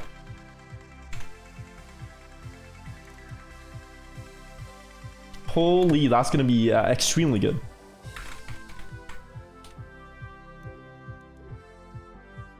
So yeah. Gwen, Pack, Muda, Masa. My god, guys. You are in for a treat. If you are new to watching Trackmania and Trackmania esport matches, I can tell you, like, these guys have consistently been among the top 8 for the past, like, 2 years, all of them. And we get 4 of them in the same match in round 3. That's really cool. We are going live, I think, as all the players are here. 2 on the edge, which we know is Masa's strongest map. It really is. World record 1:00:37. The second fastest time, 0.4 slower than that. 1:00:76. We know he has an incredible ending, but you should know Pack, Gwen, Muda, all very capable on this map. I do know though that Muda doesn't like it. When talking to Muda about this map, he said, "Oh my god, why is it in the map pack?"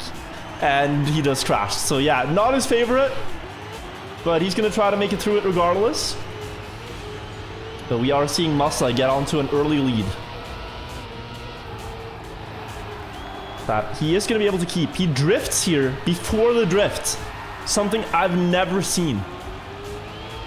That's like the level of optimization that fascinates me. He drifts to get a better entry to the next drift. I don't think anyone else does that. It might save like 200ths, if that. But let's see if Masa can secure the first round here in the ending. Wide setup, late break tap here if he needs it. Looks all good. Yeah, it's 1:01:20. Better than many players' personal best.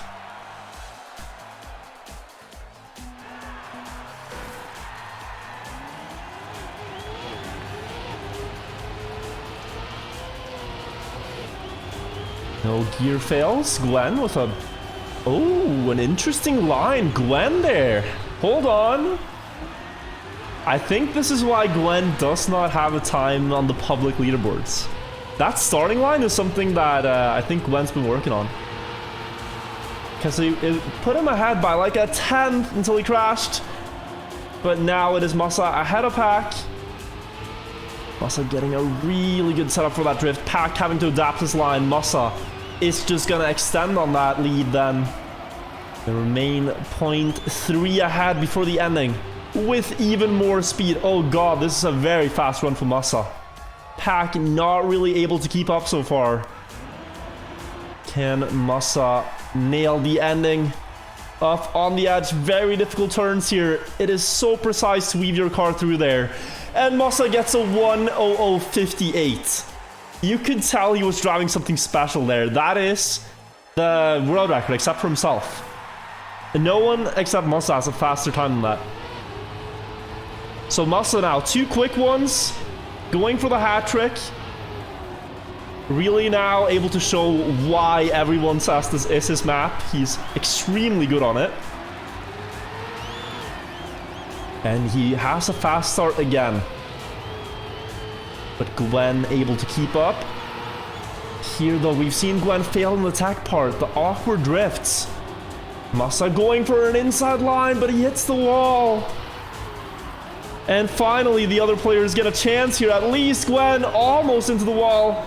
Panic release to stay alive in the race, but a great adaptation and reaction time to see that. Wow.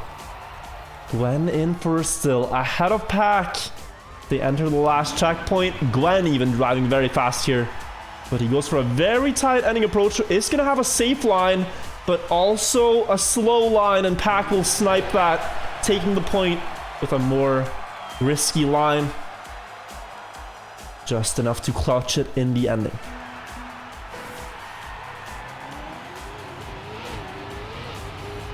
So they are able to dip under 1:01 as well, the other players, but something to drive a 1:00.50 in match. That is pretty extreme. Muda here again with the worst opening. Oh, as I say that though, Masa touches. This isn't Muda's strongest map, but if he gets onto a good one, or if all the other players just fall in rapid succession like dominoes, suddenly he can pick up the points. Only Pack ahead of him now. As Gwen and Masa fail. Pack looked really strong in the end here. Just so consistent, so solid. The lines, there was not a grain of hesitation. Just full steer, brake tap, full steer, and full steer. And Pack takes another one. Pack also finalist now.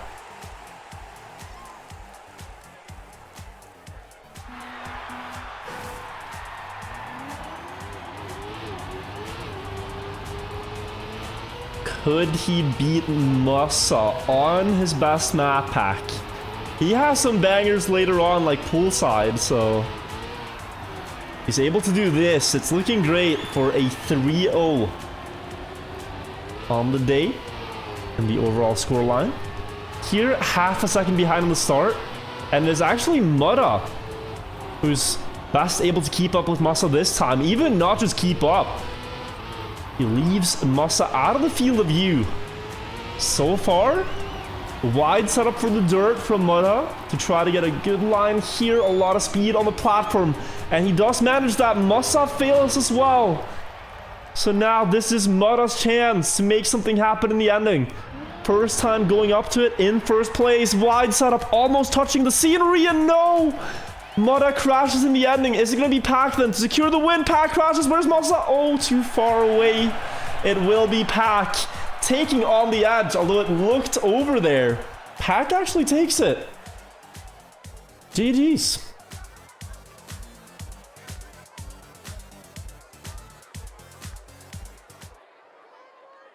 Such a precise ending to nail there. And now we're going on to Vertigo, which is another map Masa is very good on. He can get his revenge here, but he is going to be closely followed by the others. Masa with the world record on this track. 57:44 is the time to beat.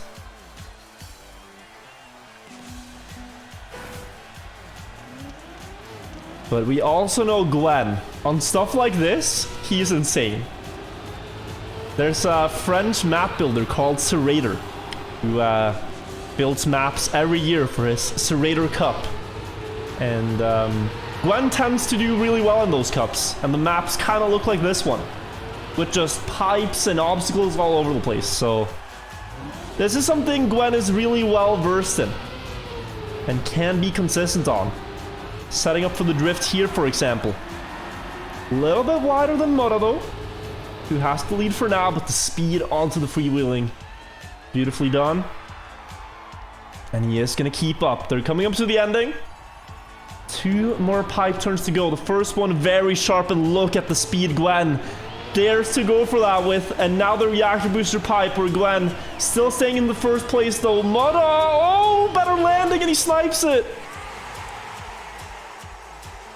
Gwen landed too much sideways on the final platform.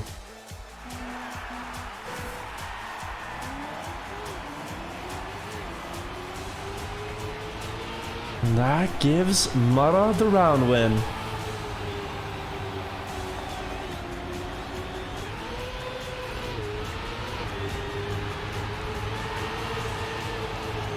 But looked like Gwen had some signs of life here for sure. Masa as well. He made a small mistake. We didn't really get to see much of him. Now up into second with Gwen. And we saw this drift setup be a little bit better. Oh, the speed here, if he can carry it, is massive for Masa. Hack as well. We'll calm before the storm here on the last checkpoint. How much speed do you dare to go up this one with? Just full send, but also you pay the full price of failure. Pack gonna try the same, but Muda will hold that lead and stay ahead. 57-55. That is third in the world right there for Muda, who now is finalist. Could look to make it a quick 3-0 sweep here, Muda. Really good line on the dirt in the start already. Just that is something very few players are able to match. This dirt no slide into perfect landing. And now we're going into Muda's domain, the full speed territory. Wall rides and stuff are things he really excels at. You can see he increases his lead here. 0.17 just about on the next checkpoint. 0.20. Drift setup here was where the tech players have to try to catch up. Masa low speed, but Pack and Gwen maybe getting closer by a little bit. Oh, Pack hitting the bush there. It's only Gwen left to try to deny Muda, and Gwen is going to risk this pipe like there is no tomorrow. Getting a little closer. Muda still in first by 0.3. Will it be the clean sweep? He's faltering a little bit. Gwen's right next to him on the final pipe, but Muda stays ahead and takes the quick 3-0 win on Vertigo. Damn, that looked great from Muda. Dominant on this map.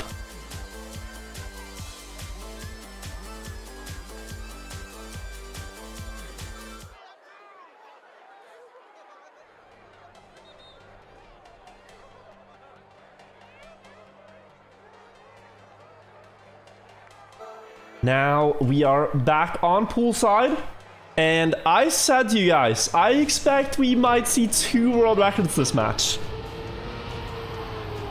That's a big prediction, but I'll be damned if nobody beats this when we have Masa, Pack, Muda, and Gwen in a match on Poolside. The time to beat is 1 minute and 21 hundredths. Let's see how the players do. This is going to go fast. Masa already crashing out in the... No, sorry. Muda crashing out in the first turn. Pack going for the wide speed setup here in the dirt. Getting a lot of speed down the platform as a result. Now, we go into the turn where in the start of the season, nobody went for this line. And as the season progressed, more and more players went into that triangle gap. Now we see just every player doing it. There is no alternative. It's better, objectively. Here, though, in the ending of the run, we see a lot of different lines. Both Masa and Pack going from the drift setup. Pack getting a beautiful line. They're a bit late there, having to go on the inside. This is not something he usually does, but he makes it work. Masa coming back to the frame with more speed. 1 versus 1 in the ending between two really good friends and old teammates. Pack with an inside line, but Masa with more speed. And the final time, 1:00:34. 13 hundredths from that world record we talked about. Masa with 1 point. I think, because they know that that's the pace they have to go at, everyone is aware. I think we might see a world record here, any one of these rounds. They didn't even have a warm-up for this. That was their first round in. Give them a couple of rounds to adjust, and you might see some incredible pace here. Great speed by Gwen there to push out of the... Oh, sorry, Muda. Not Gwen. Great speed by Muda, pushing out of the dirt corners. Go up into first. We were spectating Gwen, who is tied with the other three in that battle for second. Muda going high, diving into the dirt again. In first, onto the platform. Wide setup for Gwen with the no slide. Into the wall, sadly though. And into last place. Masa and Pack now on the outside. Muda jumping through the checkpoint. Low speed for him. Masa and Pack are going to be first and second. Pack way ahead of the others. Is this going to be it? No, he slides out in the water. And he will be overtaken by Muda in the last turn. Muda winning the round. 1:00:65 this time.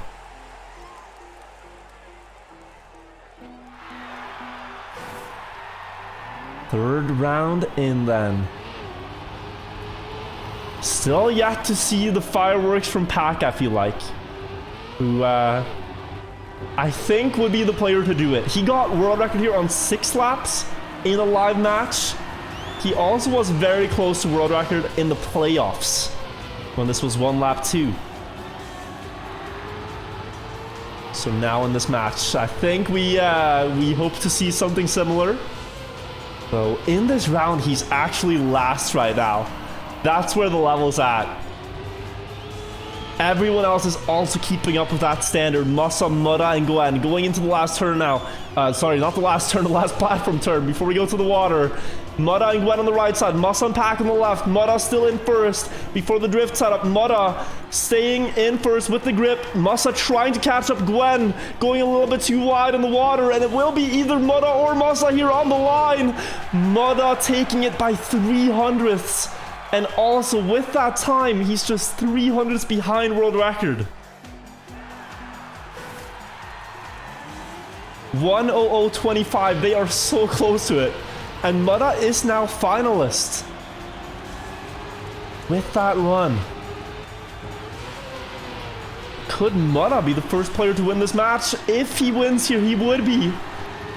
But as I say that, my powers as a commentator also completely cursed the player into crashing the wall. It's Gwen, Pack, and Masa before the ending and the identity. They're keeping up about the same pace on the splits here.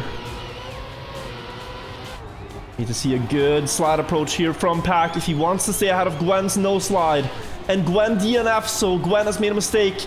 Masa versus Pack in the ending then. Pack with the drift setup wide. Masa trying everything he can now to catch up. Nothing to lose. But Pack, that is 3 great lines in the water and a great time, I think, as well. 1:00:30. Pack now with his first point. Just 9 hundredths away. They are going to break this record, I think. The record is 1:00:21 from Evon. That's what we're looking at. Can they get there?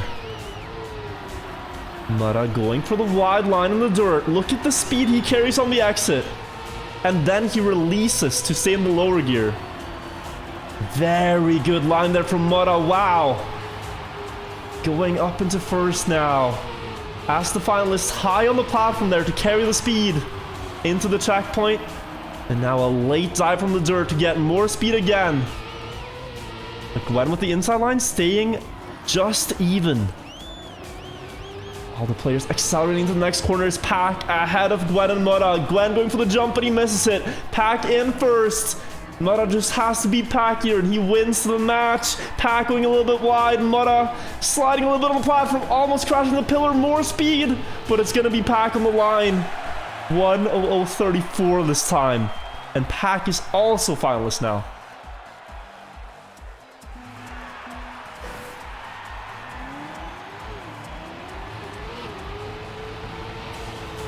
So both Muda and Pack have a map win of their own so far. And they have 2 round wins on this. One more to take the match for either player. Great speed once again by Muda. And so important that he releases there to stay in the lower gear. But just look at this. Everyone is driving this level. Everyone's keeping up. This is incredible quality by all the players. And there's no doubt that they won 2 matches before this because they're playing so great right now. Pack and Muda, top 2. Before we go into the end, Pack, another great line there. This is looking faster than all the rounds we've seen prior. Can he get this one and the world record? He slides out, never mind. Masa's there to try to overtake him, but will it be enough? Pack's gonna send it in the last corner, and it will, because he goes too wide, Pack. The match continues. We have 3 finalists now as Masa wins the second round.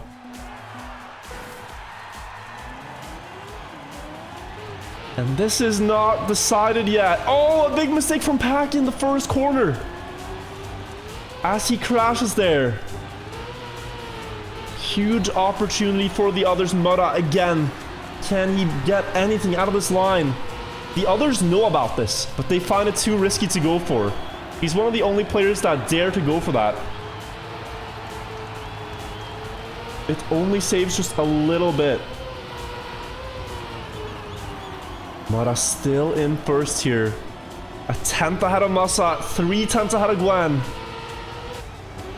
Going into the final corner now. Before the water part. The lead is shrinking. Masa's catching up to Muda.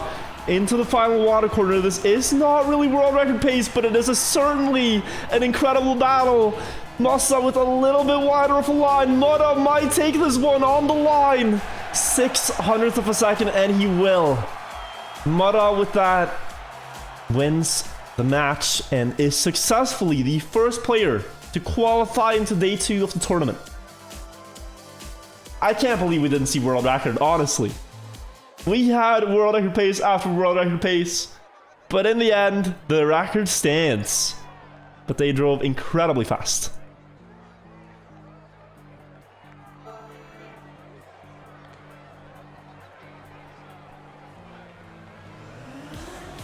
And now, on Launchpad, this is the player to watch right here. Gwen. He has the world record and he drove it 1 hour ago, just warming up for the matches. It is a 56.86. And I don't know if that's his real personal best, because this is a map that he's extremely good at. So you're gonna see the others struggle to keep up here, I think. Pack's close right now. Masa's made a mistake. But Gwen has been waiting for this map, I think, to make a move. He's been good on the others, don't get me wrong, but this is a Gwen map. Through and through. Pack right now with a small lead, but Gwen's not letting him run away with it. Catching up here across the plastic a little bit wider before this downhill, giving him more speed. And this is going to let him catch up a little bit to Pack before the final jump. They're pretty close. Can Gwen gain this deficit in the final jump? He's going to try on the landing. Oh, by 6 thousandths. Pack holds the lead. But a valiant effort from Gwen to almost make the comeback happen. And he was behind after the ice too, so Gwen certainly showing he's capable now. Pack made a small mistake in the start. And also going too wide here. He's kind of out of the race already. Masa with a chance. Going up against the young French player Gwen. Will need to go very fast though to make anything of it. Knowing that Gwen drives low 57 quite consistently here. Across the plastic, Gwen again with really good speed slides. And on this wide road exit, to use all the platform available to build the most speed. Masa actually going very tilted. This could be problematic as he goes for the ring. A little bit too wide there because of it, and my god, Gwen, another extremely fast time, 57.18. Just to give you a perspective on that, that is the third fastest time in the world. Fourth fastest. Only 2 other players, apart from Gwen himself, have driven faster. So yeah, it is high level. Pack with another mistake in the start. Masa here gonna try again to keep up. But he basically needs to drive his personal best here to beat Gwen. And lands a little bit too sideways. Gwen might actually be on for... Oh, it's not quite a knockout lead, but it's a big lead. 0.6 of a second here. Just beautiful speed slides. And then this wide exit. Early entry. It's just refined. It's really, really refined racing lines all the way through. And why not just drive a 56? 56.98 for Gwen. He's finalist. Okay, nice time. Yeah, he's good on this, right? He's really good on this map. I don't know what else to tell you. It's just insane to watch how good he is on this map. Masa and Pack have both made big mistakes. Is he gonna knock them out? They're both 0.8 behind. Gwen could actually get a knockout win here to take the map win. After the ice turn, they need to be within 1 second for 3 checkpoints in a row. Okay, they're gaining a little bit here, but now it's getting problematic. Gwen is gonna be a second ahead of Pack. Can he keep that out of Masa here? Barely avoiding the knockout right now. Oh, that's 1. That's 2. Is Gwen gonna get the 3rd? Oh, he gets a knockout. Wait, no, it's 1 flat. He does not get the knockout. He still will win the round, though. Barely not a knockout. But yeah, 57.05 for good measure. Gwen takes this map. Insane pace. Holy sh... Holy. It was barely not a knockout.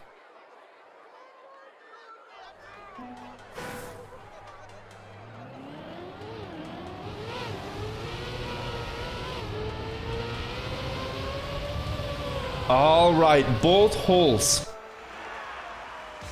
A map characterized by the 3 jumps through the bolts in the ending, but there's been some developments here. There's a line that we saw Mime use earlier, where you can gain an absurd amount of speed before the ending. And I think certainly Masa knows it, as he's the world record holder here. A 1:02.34. But as he crashes out here, it remains to see if Gwen and Pack knows it. They're gonna be battling for this first win. Pack in the lead here. Coming up to the diagonal jump, but look at the speed from Gwen. So right here, if you go wide and maintain enough speed, it is possible to tilt the car on the drop down and then get less penalty grass. Gwen got it really nicely there to build up a big lead. Diagonal jump in the gap. They both fail it. And Masa somehow fails it as well. It's actually Gwen in first after his second attempt. They all missed the jump there. But Masa had a very realistic shot at winning that round. The triple fail. But in their defense, it is their first round on this now. They haven't even gotten to warm up on that. It's just you get thrown right into it. Here, aim this pixel perfect jump at 300 speed with no time to set it up. So they all actually failed it there. But very close round regardless.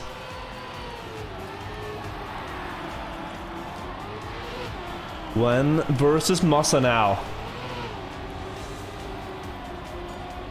Masa doing so well on the edge, but this is another map where he has the world record.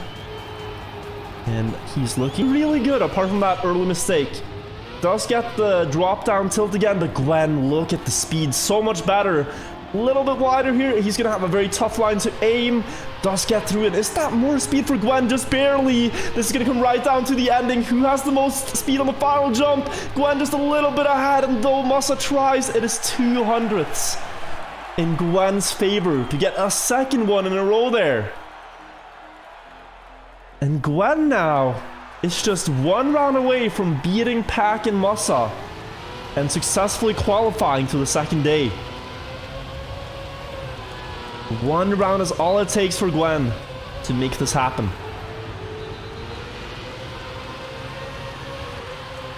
Really tough match for Masa now, especially considering he has 0 map points so far. Pack looking a little bit better with the one he got on the edge. They need to try to deny Gwen here though to keep the match alive. Else they go into the 2-1 bracket later on. Across the penalty grass, Gwen, incredible speed. I don't know where it comes from, but he's able to find it consistently. And now in the final jumps, as Masa and Pack both fail, this is looking very much like it. I think we have it here. Gwen, ladies and gentlemen, will be the second winner of this match, taking 2 really quick wins on bolt holes and on Launchpad. And together with Muda, they are qualified for the second day. Now we have no time to waste here, because there are other matches ongoing. So let's quickly see where they are in the other matches right now. I think we're going to go to server 2, which is the other winner bracket match, which is still ongoing. So just gonna real quick hop in there, see the action, what the score lines are like, because they're playing simultaneously, all the players. All right, so Grenadie has already won, but apart from that, it is very close here. Mime versus Offie. Oh wow, that was a very close round we just joined to. Offie takes that one. And takes a point here on Launchpad. We haven't seen Offie yet today, but we are on one of Mime's best maps. And Mime does not have a map 1 yet. So this is one where he can make it happen. Binks also really good on this. This is a very close match, skill level wise. All the players in this match won their first 2 games. Grenadie just won his 3rd. Qualifying for tomorrow. Great speed here by Binks. A little bit wide there on the exit. It's going to cost him. Mime getting closer.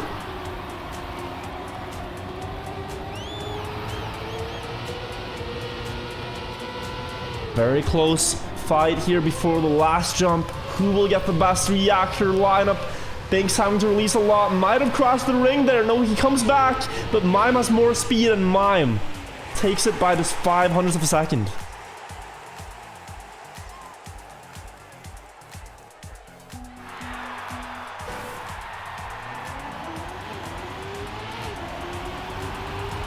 Barely clutches that one out, Mime.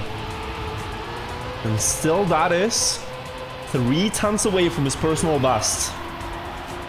So he does have a little bit more left in the tank that he can push for. I think the others know they are going to have to drive around that level if they want to beat him. Offie with 1 map 1 and also 1 round on this is very close to qualifying himself as Mime crashes. He can very quickly make that 2 rounds on this map. It's almost a knockout here, but not quite. Offie cannot afford to miss this jump, but he can take it a little bit safer than usual, and that looks really good. Offie securing this win, being just 1 round away now from qualifying for tomorrow.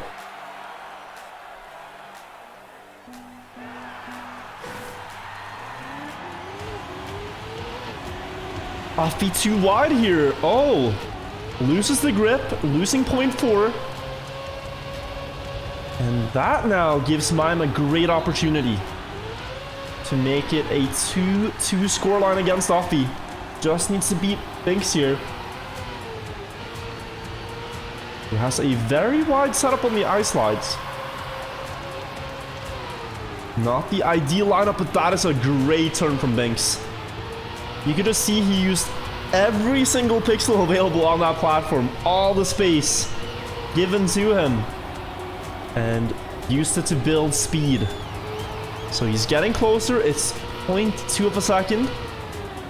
But he needs a fantastic last jump. Gonna release earlier probably. Oh, he's going at full speed. Mime flips out. Wicked. Looking like an angry insect. And that will be Binks taking the win there in the wake of that. Mime releasing too early. Going too low.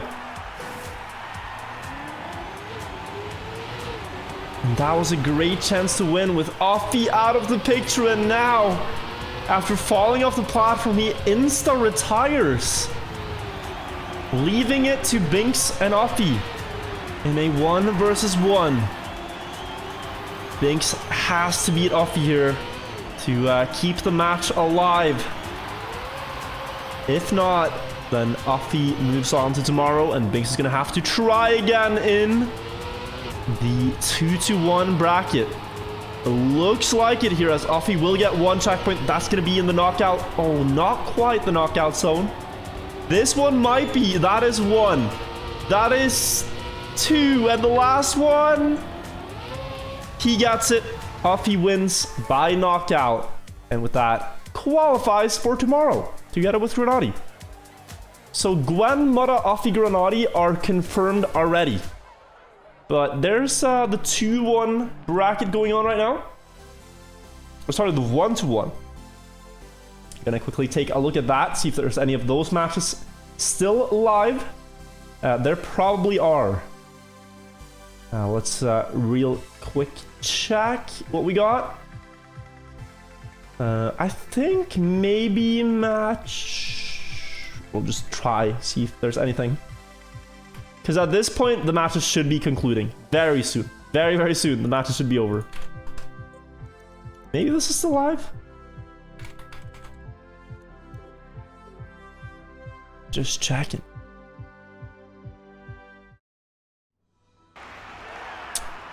Alright, looks like we have something here. No, this one just concluded. Rossi and Mikka won on that server. Okay. How about that one?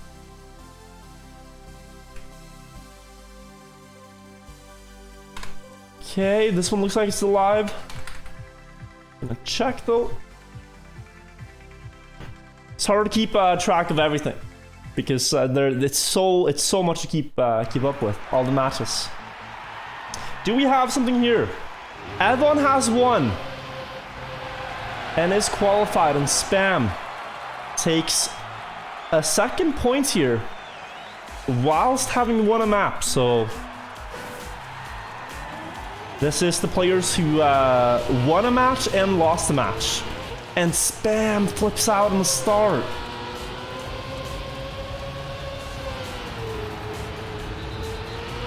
Not quite what he was looking for in his finals attempt.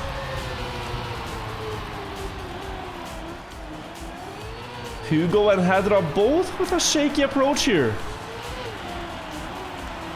Hugo getting through it the best though.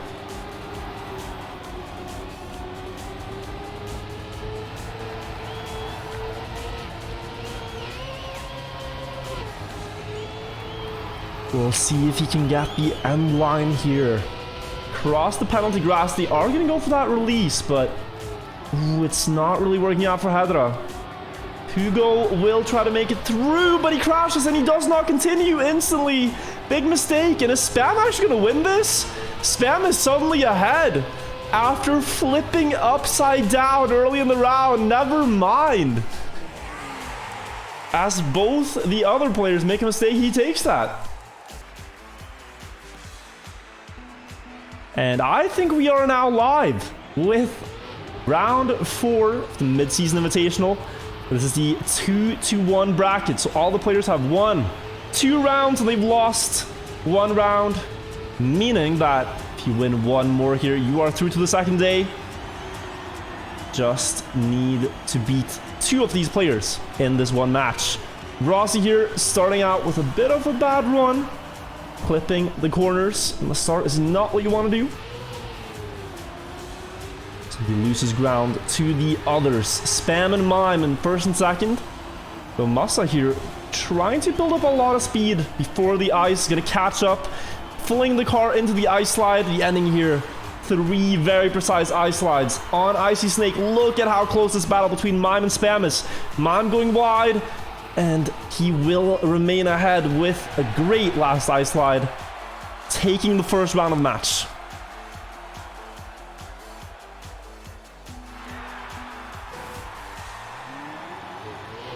Round 2 is on.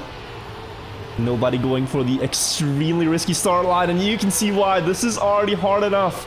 Both Spam and Masa failed in the very first corner here, leaving Rossi and Mime to duke it out.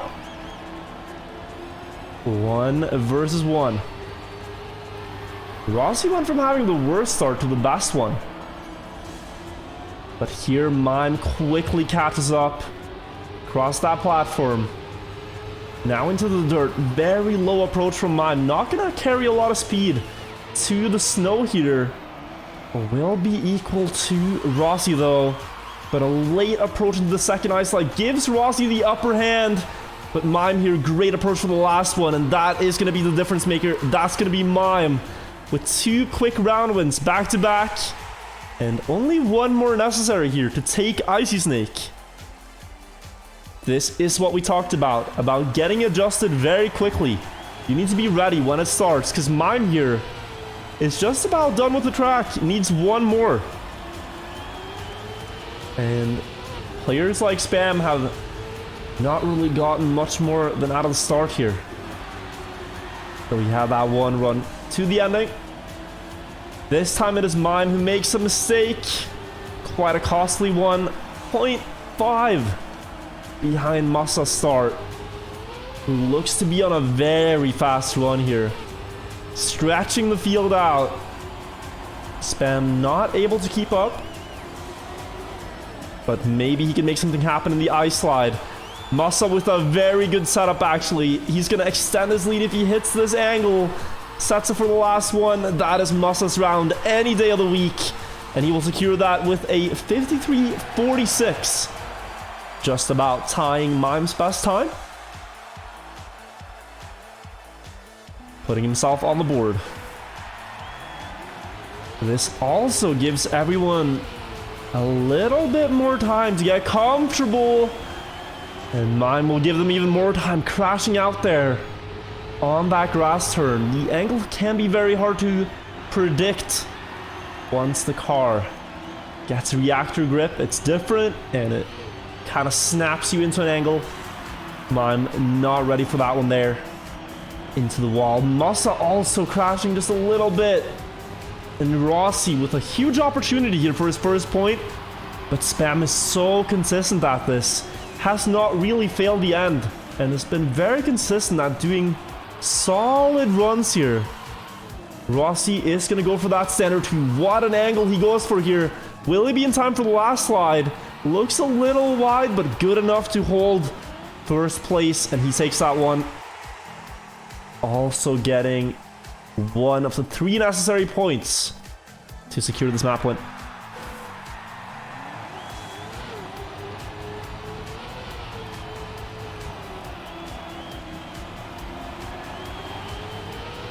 Now then, we've sort of seen the pace. Everybody knows what's up here. It's 53.5 if you want to win. That is the winning pace. Players very quickly notice what type of level they have to play at. I think they're all capable of this here.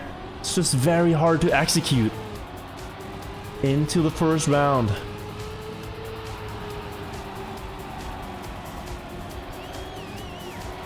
Mime trying to beat Masa in the ending here. with a better ice slide. Could secure the map win with that. Masa, though, is going to go for an earlier setup into the slide. And will he overtake Mime on the finish line? No, just barely. Remains behind him, and Mime does take that map. Looking poised now to qualify for tomorrow. Just needs one more. And he is in there.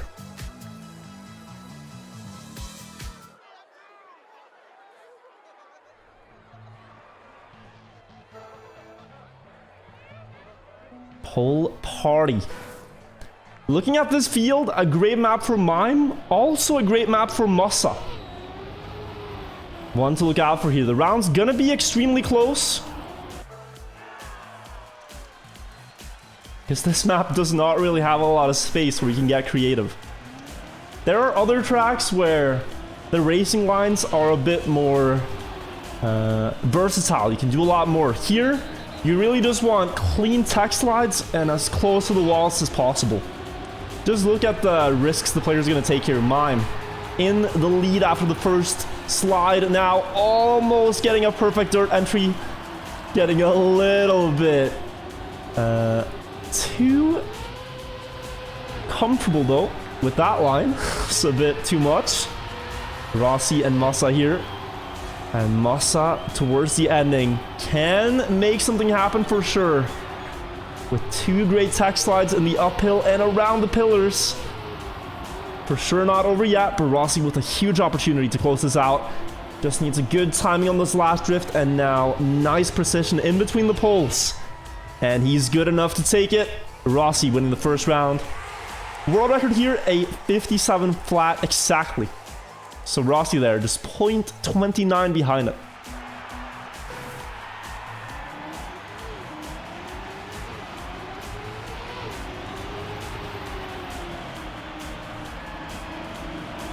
Masa now, he had a bit of an awkward start last time. That was, well, I was about to say that was better, but he wasn't past the pillars quite yet. And mine failed as well, so Spam versus Rossi here into the second half. Rossi, good opportunity to maybe get a second.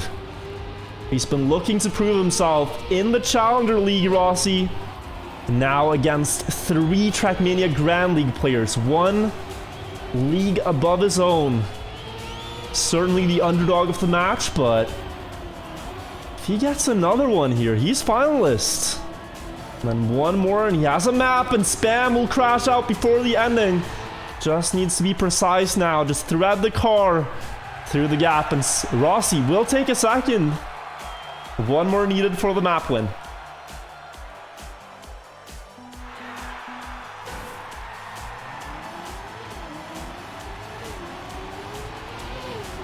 Will the others be able to find that consistency that we're looking for? Especially Mime here.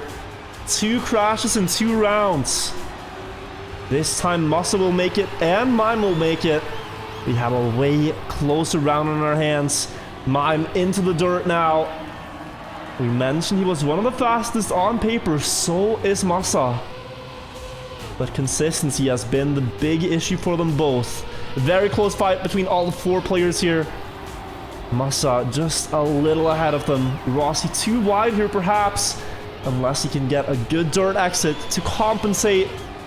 It's going to get a little closer, but what a battle this is between all 4. Great uphill for Rossi, who has a very potential chance here to take this one. Just needs good speed in the ending, and look at this battle between all 4. Rossi has the speed though, and he's going to take it. By 100th ahead of both Mime and Masa. He gets a 3-0 win. My god. Rossi's on the board. Against 3 TMGL players. Okay. We have a great match on our hands now. Because Mime has a map, Rossi has a map, but we're entering Masa territory. And he could very quickly pick up a map as well.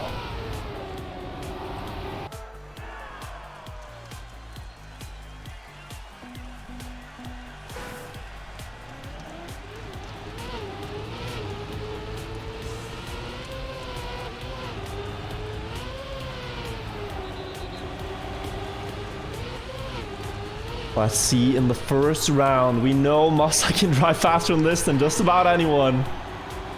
1 minute and 36 hundredths is his world record. He drove a 1 minute 50 in the match earlier, so able to keep that pace even in a live match with a lot of pressure on it. Here though, really just using all the space available on the track, but not really able to make a break. Rossi and Mime are keeping up fairly close. But Masa also has a good ending. This no-slide approach, and now, if you look at just how wide he's going to set up before the first whole turn, if he can keep the speed to the finish line, it's going to be a very fast time, and yes, it will be. It certainly will. Masa takes that round. And it's going to be so difficult. That time is already like top 6, 7 in the world. And you're going to have to drive that just about every round to beat Masa here. Assuming he does not crash. He set the standard and they kind of just have to follow it. Every round. And here he has an even faster start than last time. And I'm scared. Even as a commentator looking at this. Because if Masa has the lead here, he's going to try to extend it. He's going to go for this drift into drift approach to get more speed here. And now this is getting very scary to try to keep up with. Wide line on the dirt, good exit speed. Clean downhill transition before a great no slide on the uphill, I'm assuming. And yeah, only Spam is even close, but Masa looking for another round when the timing into the turn is good as ever. Good speed on the first 2 turns, and he gets the third. That's another round win. 1:01.05.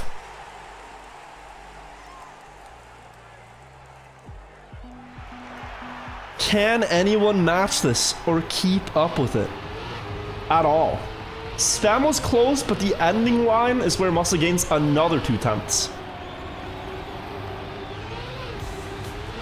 So it is difficult. Very difficult. Mime has maybe a chance here though, as he is ahead here. That's a 10th in his favor.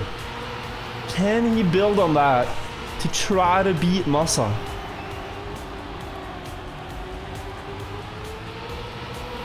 Still ahead by the reactor. Masa didn't really have the best slide there. So now an opportunity for someone else to win a round for once. Good timing for Mime to reduce airtime. Still remaining in first. Less speed than Spam.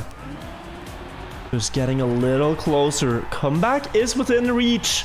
Spam is going to push for it, but Mime has more speed, and he still holds the final turn. Mime gets a point.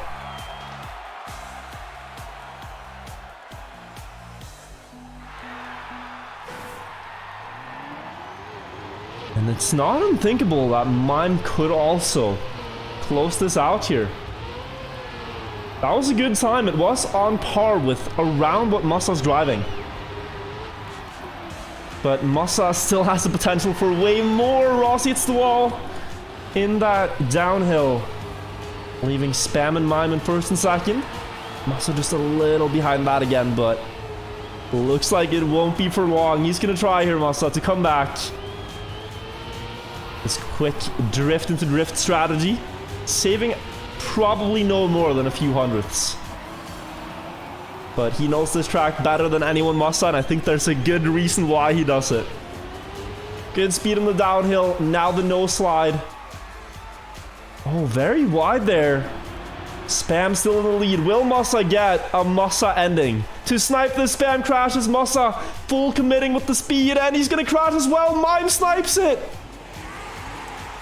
Oh, what a change up. Both Masa and Spam crashes the end.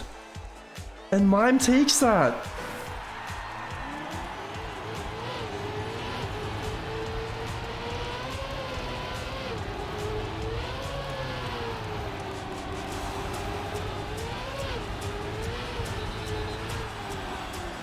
Both finalists now. Masa's pace, the greatest counter to it is his own consistency. The fact that he sometimes crashes. Leaving opportunities for others. But then again, the question is, how can you drive that fast and that consistent? You really cannot. You are taking risks when you're going this fast, and right now, one of these two finalists is going to have to take a big risk in the end if they want to win. It's Mime versus Masa. First and second, both finalists here. Will Mime be able to snipe Masa in the end? And he's going for more speed, Mime. He's going for more speed in both turns, and he's going to overtake on the line. Mime snipes it and clutches it on Masa's map to qualify for day 2, just 300s ahead. And he still leaves Masa without a map 1 yet.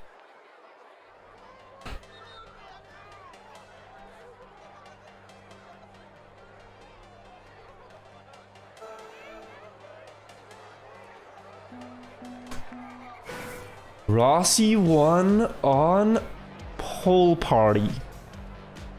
And Mime on the other 2 maps. Now we're on Vertigo. Which means we still have, I think, bolt holes to go after this. Which is going to be very exciting if that is the last map, if we get past this one. But we'll see. Can Rossi close it out here? Or will Spam and Masa be able to beat him here? They both go for lower wall ride approaches. Rossi gonna get more speed on the exit as a result. But we know the pipes here to be very decisive. The setup you get out of this pipe turn and into the drift, key in order to keep speed for this next part.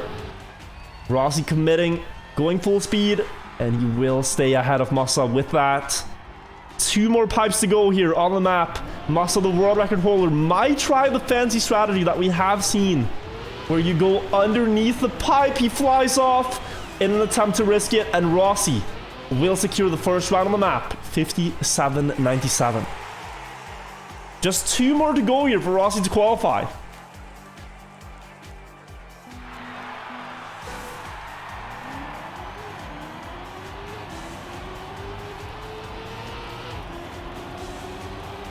That is all he needs, but the pressure is on. Rossi going up against 2 of the most veteran players in the scene. Spam and Masa have been playing Trackmania competitively since 2012 at least, when Spam won the World Championship. Masa just then about started playing it competitively as well. Rossi's had a tremendous rise in the last couple of years. Now really finding himself on par with some of the greats. Question is, can he beat them today with 2 more round wins on Vertigo? They're not going to give it to him easy. They're so close here. Spam, Rossi, and Masa. Spam and Masa with a great pipe there. Rossi falling a little bit behind and going up the pipe. It looks to be a battle between Spam and Masa. Who's going to get the best last jump? Spam trying, but he gets a slow landing. Spam almost had it, but a bad final landing gives the round win to Masa. 1-1 then.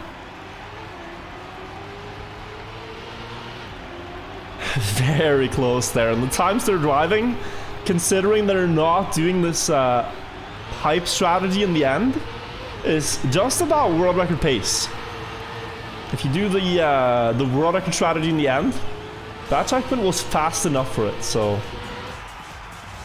Very high level match here, but look at the speed that Rossi was able to build out of there. 0.28 ahead.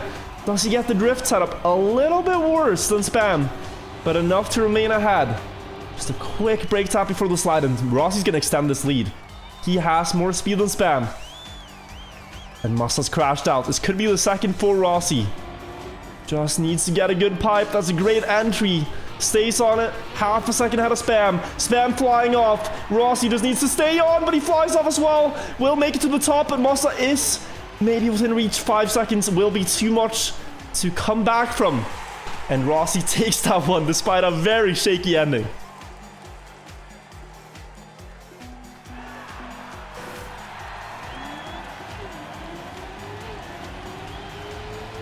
Rossi now finalists against Spam and Masa. Not a player many predicted to win, but he has a great chance here. Masa has 1 point. Spam has 0 on this map. And should he lose this map, he still has at least one more to go. But he is in first right now. Before the pipe and the drift setup. To get a wide line there. A tight approach looks good. Staying ahead of Masa before the drift here. Masa will have more speed though. This is going to equalize. And Rossi now needs a very good end to beat Masa on the pipes. Inside approach is key. They both get the same line. Still 0.05 of a second difference, but Masa falls off, and this is Rossi's moment to take it. Will drive off the pipe and across the line. He beats the two veterans and joins Mime. Successfully qualified for tomorrow's set of matches. Top 16 secured. GG's. GG's for Mime and Rossi. The top two make it. The bottom two are eliminated. They've all won 2 matches and lost 2 matches so far. So now we get to find out who's gonna make it. We're starting on Launchpad, and for Mikka, this is very important. Mikka is great on normal tracks, but he's especially good on ice tracks. Simply the best. And this track has 2 ice turps, which doesn't sound like a lot, and it's not, but he tends to be able to gain a little bit in those sections, or at least drive them more consistently than his opponents. Evan and Masa have already flown off actually, and now you have to see Mikka versus Hedra here on the ice. Mikka's gonna set up wider, carry much more speed, although he almost goes off the track. Don't think that was the line Mikka wanted, because Mikka did not get on the ice there. But he did survive it. Hedra though, great lines there. And he's now up almost 3/10 there. Oh, Mikka clipped as well. This is a knockout waiting to happen. That's 1 checkpoint. That's 2. And Hedra's gonna get the 3rd checkpoint in a row with a 1 second advantage, which gives you a knockout. Hedra wins the first round after everyone else crashed. Rough mistakes there. This start turn, this very first one, can be brutal. You can fly off of it because of the reactor booster. Avon almost fell to it here, losing 0.6. But the others made it in one piece. Mikka up in first though. Gets a good setup for that ice slide. Masa coming back with a higher speed line, but now the exit much better in Mikka's favor. And the setup for the next turn as well. Mikka up into first after the ice, like we would expect. But here is where Masa's tech prowess has to come through. More years of experience, more years of grinding these types of tracks here for Masa. Could give him a small advantage in this section, and he is catching up a little bit. And the reactor booster jump is anyone's game here. Mikka and Masa going into it. Masa a little bit wide. Mikka is gonna secure that round. 57-49.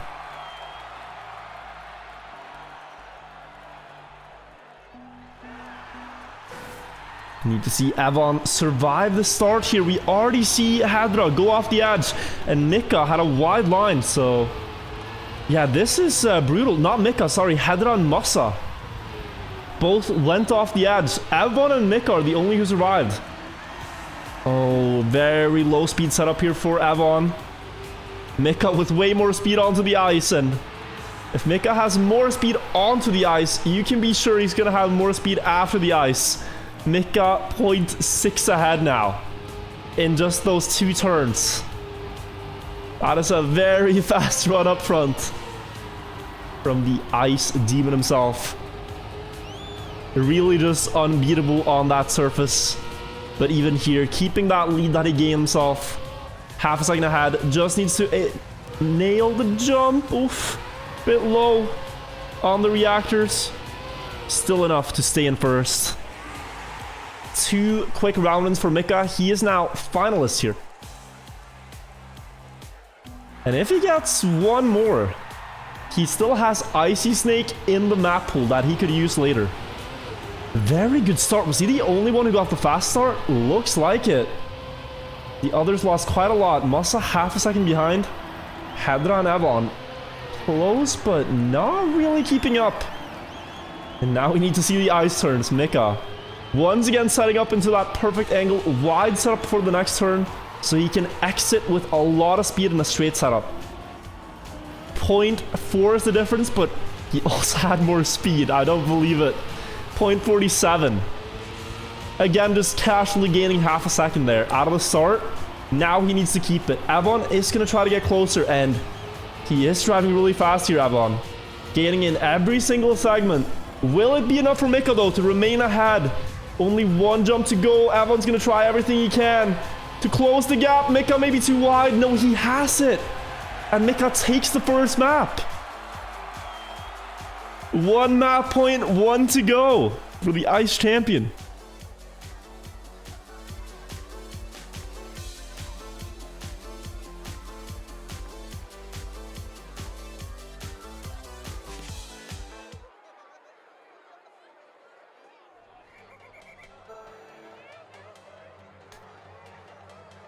Bolt holes being the second map, I cannot imagine that this is the best map for Mikka, but we'll see how he drives. So does have the upper hand in the match. Good map for Masa, for example, who has the world record. A 1:02.34. I think also Evon will have quite fast-paced runs here. But that's on paper. And everything that's on paper can kind of be thrown out the window when you're in a match. It's just building expectations, but you never know who's going to perform when it matters on the map in these few rounds till we have a winner. Right now, headed off to the best start, best speed onto the dirt. Evon and Mikka struggling a little bit. There's a trick here onto the penalty grass, which can gain a lot of time. Where if you tilt the nose of the car down, you can get so much speed. Looks like they both got it here, Hedra and Masa. Masa with the best drift, good setup for the jump, but he misses the jump, and that is gonna net the lead for Hedra. And Mikka is the closest to follow, 0.3 behind, but Mikka is gonna be there in the wake of a mistake. And he takes the round win. Mikka 2 rounds away from qualifying. My God.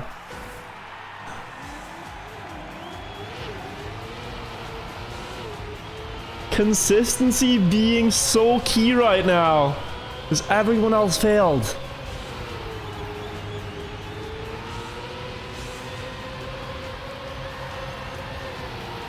Two more are necessary. Can he get them?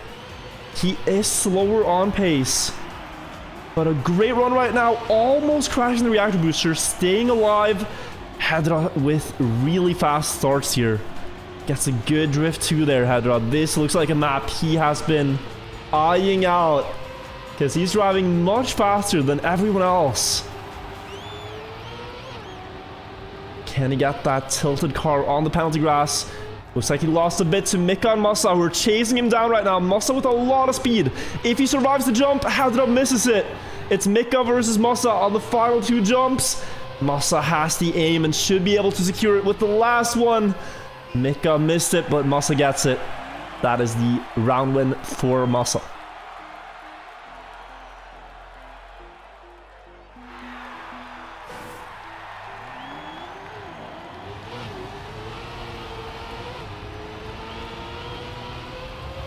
That is more what we expect to see, but we've talked about it throughout the day that Masa, he is one of the fastest. I think he has 3 world records out of the 7 maps, 3 or 4 even.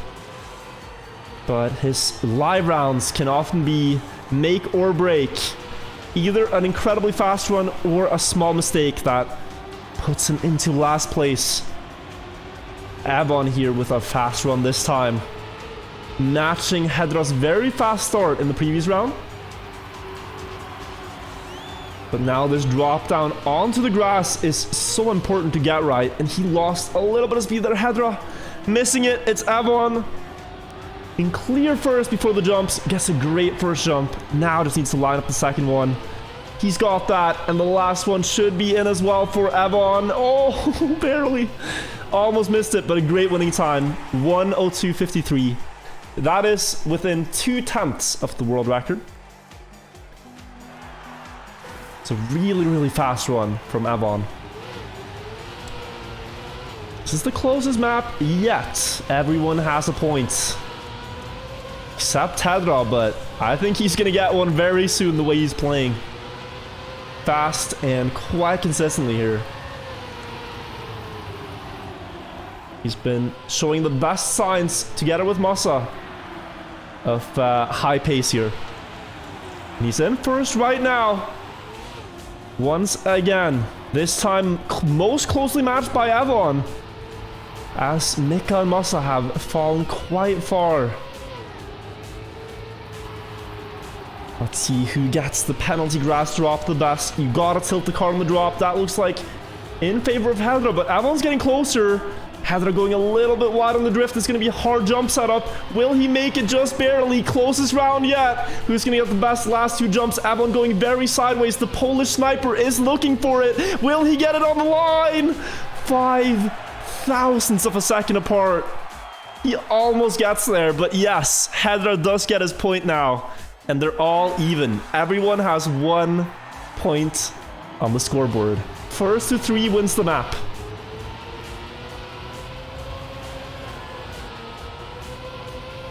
It doesn't really get closer. Throughout the summer, Evon built up the nickname, the Polish Sniper, by consistently coming back from spots like that and winning rounds. And you can see he really pushes it until the finish line. He doesn't save the ending ever. Just goes all in the end, and he almost had that. Now, maybe he doesn't need to. He's still gonna do it regardless, even though he's in first. Great round here. Masa also keeping up on that pace. Fastest round we've had so far. A good speed from Mikka too. He's in this fight. Together with Evon and Masa. It's going to come down to the jumps. Masa missing it. Evon missing it. Mikka has an open road ahead and 1 more jump to go before the finish line. And guess what? Mikka just needs 1 more round. 1 round away from qualifying to the top 16 here.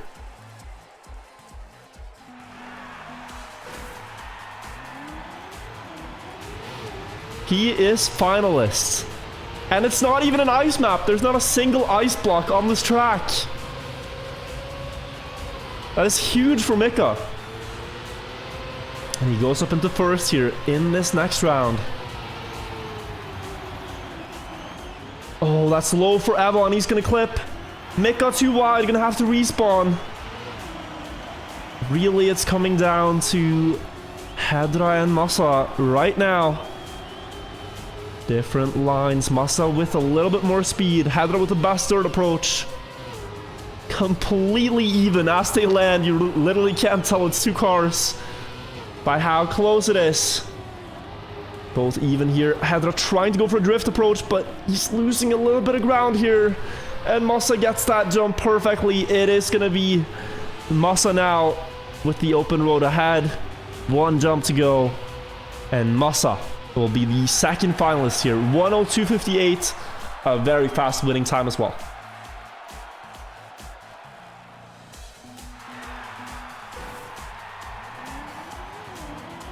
It's a double finalist situation here. And I feel like Hedra here, you know, he has shown what he's capable of as well. That previous round, he fell a little bit behind in the reactor wall, but if you can get this part well, Hedra, then he too can be in that winning battle once again. And it looks like all of them got it now. This is a very close round. None of them failed to start. Masa lost a little bit in the reactor wall. And Mikka going a little wide on that drift. Getting overtaken by Evon, but this is anyone's game right now. Evon ahead of the 2 finalists. Could deny them both. Hedra on the tail of the field. It all comes down to these jumps. Who carries the most amount of speed through them? As Evon crashes, Masa crashes into the roof of it. Will anyone have more speed? Everyone has failed except for Masa, and it looks to be his round then. last jump into the finish, and he will secure it. They all failed. And Masa takes it. Gets a map win of his own.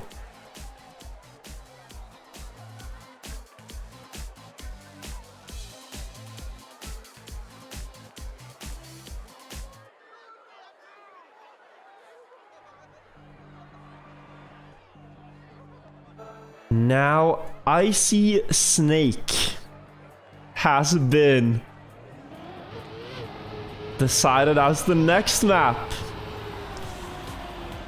And for the player Mikka, I think that is $signs. I have to reiterate this. Mikka, he is the world's best ice player. And the identity, the main obstacle section on this map is 3 precise ice turns. Now, the other players in this field are good on ice, but they're not Mikka on ice. Masa, for example, great ice player. But if Mikka is able to keep up with them to the ending, it is very likely that Mikka will take many round wins by being level with them before the ending. So we'll have to see. He's 3rd right now. He's about a 10th behind Masa. This is still very winnable for Mikka as we go towards the ice. Let's see how he sets this up sideways on the snow. Flings the car into the turn. He's already caught up to one player. He's caught up to first. Although he has a bit of an awkward approach for the last turn. Masa is matching him here. But a really inside slide will give Mikka the round win. And that was about 0.2, 0.3 gain in the end. And the first round goes to him. He is absolutely cracked at ice. And you really are starting to see it now. When he's going up against, you know, other players in the top 32 in the world in this event. They're good at everything in this game. All these players in this field are better at ice than most players. But Mikka is just that one level above everyone else. So again, he's 0.23 behind. He is in last right now in this round. But the problem for the others is that they aren't further ahead. And that is scary. Because if you aren't further ahead than this, going into the ice, you're going to have problems. Because here comes Mikka. Flinging into the first turn, catching up to one player. Into the second turn, catching up to the others. It's a very close round here, and he might not win it. Evan and Masa are looking very strong. What a round by all of them, actually. Mikka caught up a little bit, but that time they were able to fend him off. And Masa takes the round win by just a little over a tenth of a second.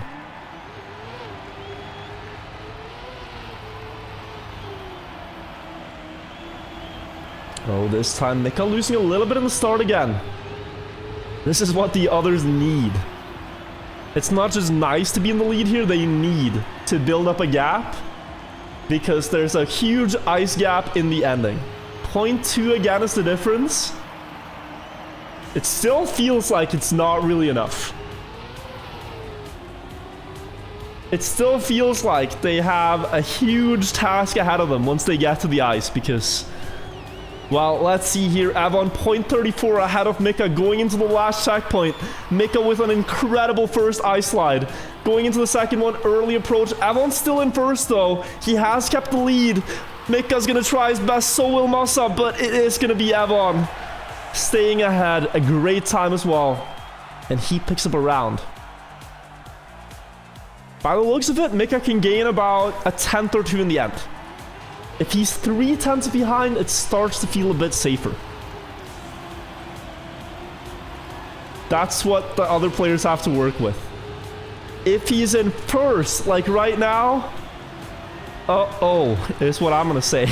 Because that is scary. Avon falling a little bit behind.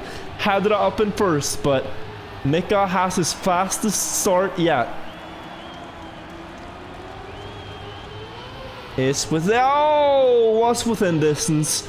Hadra versus Masa on the ice then for this round, and Masa could get to finalists here. Should he win this round?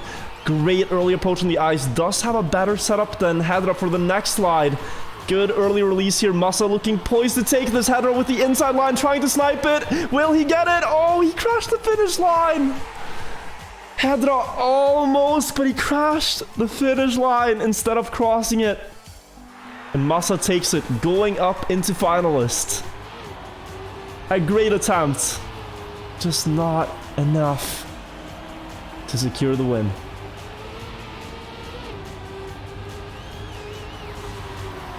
And now Mikka might start to feel the pressure. If Masa closes this round out, then where will Mikka find his other win? This is the only map left in the map pack that has ice on it. So he needs to beat Masa here in the ice part. But Masa has a sizable lead going into it as finalists. Could close it out here, Masa. Mikka has to go for an incredible line, and yes, he will. Matches Masa already in the first ice on the second one. Barely going on the edge of the block in the third one. A close inside approach. No, Masa has it. Masa snipes Mikka on the ice slide. And with that, he secures himself in the top 16. A really, really sick ending from Masa to remain ahead. And this now puts the pressure on Mikka. Where will he beat Hedra and Avon? He has a map point advantage. But this is a map that Avon is really fast on. Like, very fast. Like, world record pace. And the other remaining map in the map pack, I think, is On the Edge. On the Edge is the last map, so... yeah, two very technical tracks here.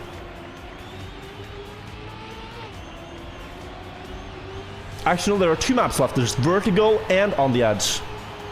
Vertigo could suit Mikka more. Vertigo could be a very good map for Mikka if he gets there. Or maybe he's going to close it out here. We don't know. Let's take a look. He's keeping up with Avon and Hedra in the start. Good drift there. Now onto the dirt. A little wider than the others, but good exit speed to come back into the round. Drifting up the hill. He's overtaking Hedra. Avon staying ahead though. Last drift. Who gets the most speed? Looks to be Avon here. And though the others crashed, Avon will hold it together. First round to Avon.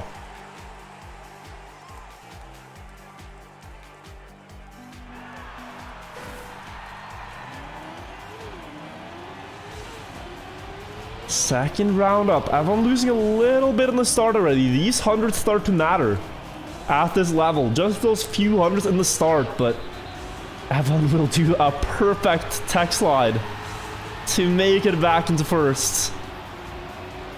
Now into the dirt. The exit speed here is very important.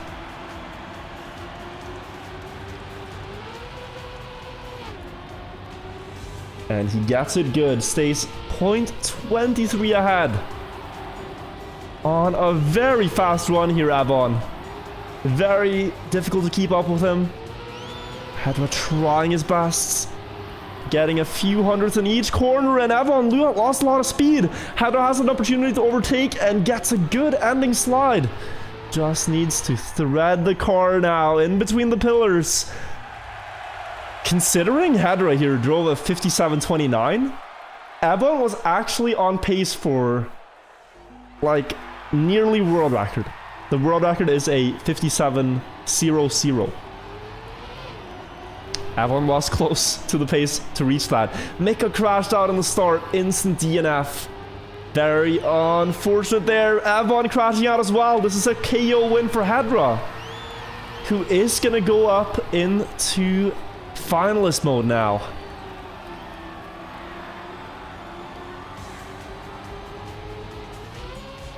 That's going to be finalist mode secured. Needs one more win to take the map, Hedra.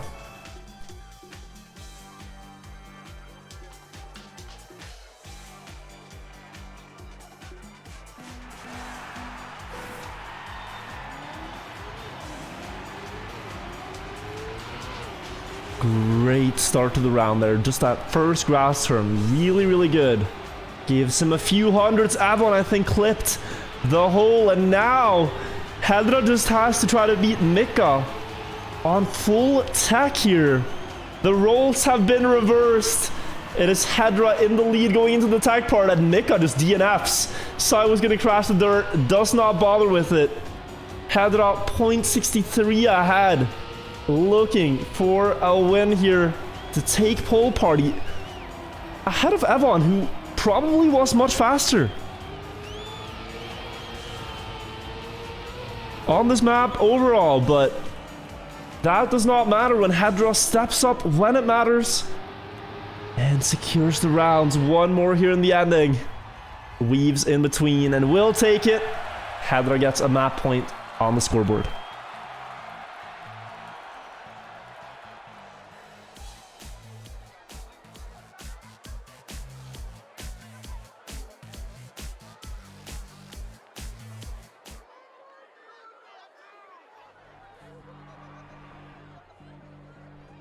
Now it's on the edge.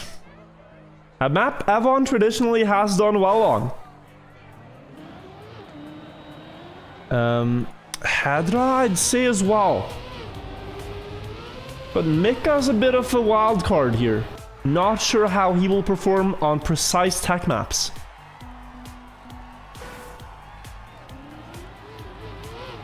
We'll have to see. They're going right into it. Mikka had his chance on the ice maps and he got beaten by Masa. Huge performance by him there. So now he has to make it work on tech. It's not ideal, but this is what it takes. If you want to be the best in the tournament, you gotta master everything. And right now he's doing really well. Keeping up with Avon in the tech slides. Avon though extending a little bit before the reactor turn.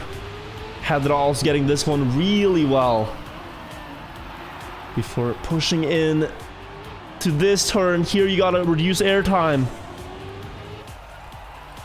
Going across the grass patch. Avon still in the lead. 0.2 ahead. The last three drifts here are so precise to aim. 1, 2, and the third. Avon takes the first round here. And this is shaping up to be an incredible match. Should Avon take this map, then last map is Vertigo. And Vertigo on last is like, I mean, it doesn't get more nerve-wracking. It really does not get more nerve-wracking.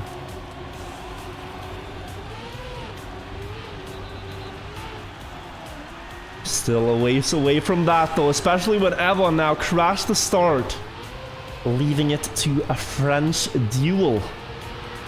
Hedra versus Mikka. And Mikka here is giving Hedra a good fight so far. Has to release a little bit for this setup. Hedra actually crashed himself. This is Mikka building up a huge lead here on the edge. Oh, has to adapt his line on the dirt. This could cost him big time. He makes it with the speed. Really had to commit there full speed, else he'd suffer on this log freewheeling part. He lost a little bit of time. It's still enough to hold the lead. Just gotta aim the slides. The first one is there. The second one as well. And the last one. He takes the round one here, Mikka. And he is just 2 rounds away from winning the match and going in to the next day of matches.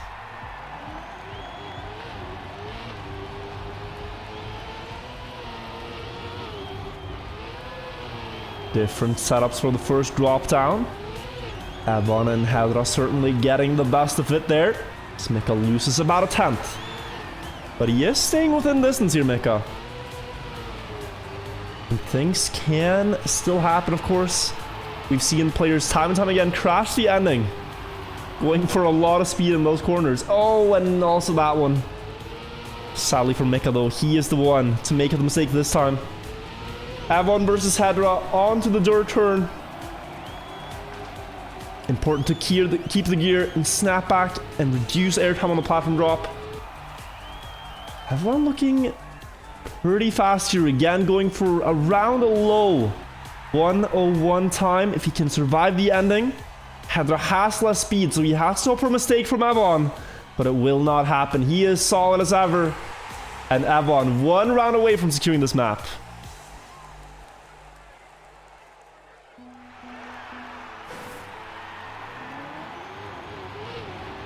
One round away to make it a tie game. Everyone having 1 map point, if that is the case.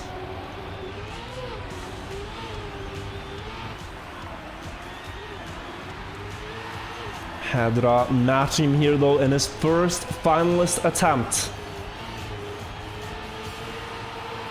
Has not lost much yet. Avon pushing a lot into that turn. Hedra crashing as well. Avon will have to beat Mikka on tech to secure this one. A matchup you don't really see too often, but Mikka's gonna give him his best. Try to catch up. He is making it a very close fight. Avon has the exit speed here though, to extend the gap he has.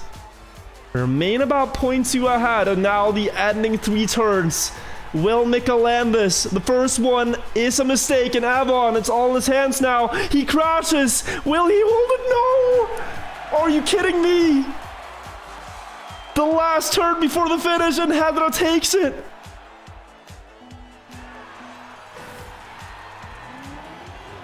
Who is the sniper now?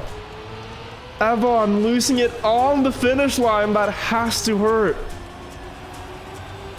Is he able to mentally recover from that in time for the next round?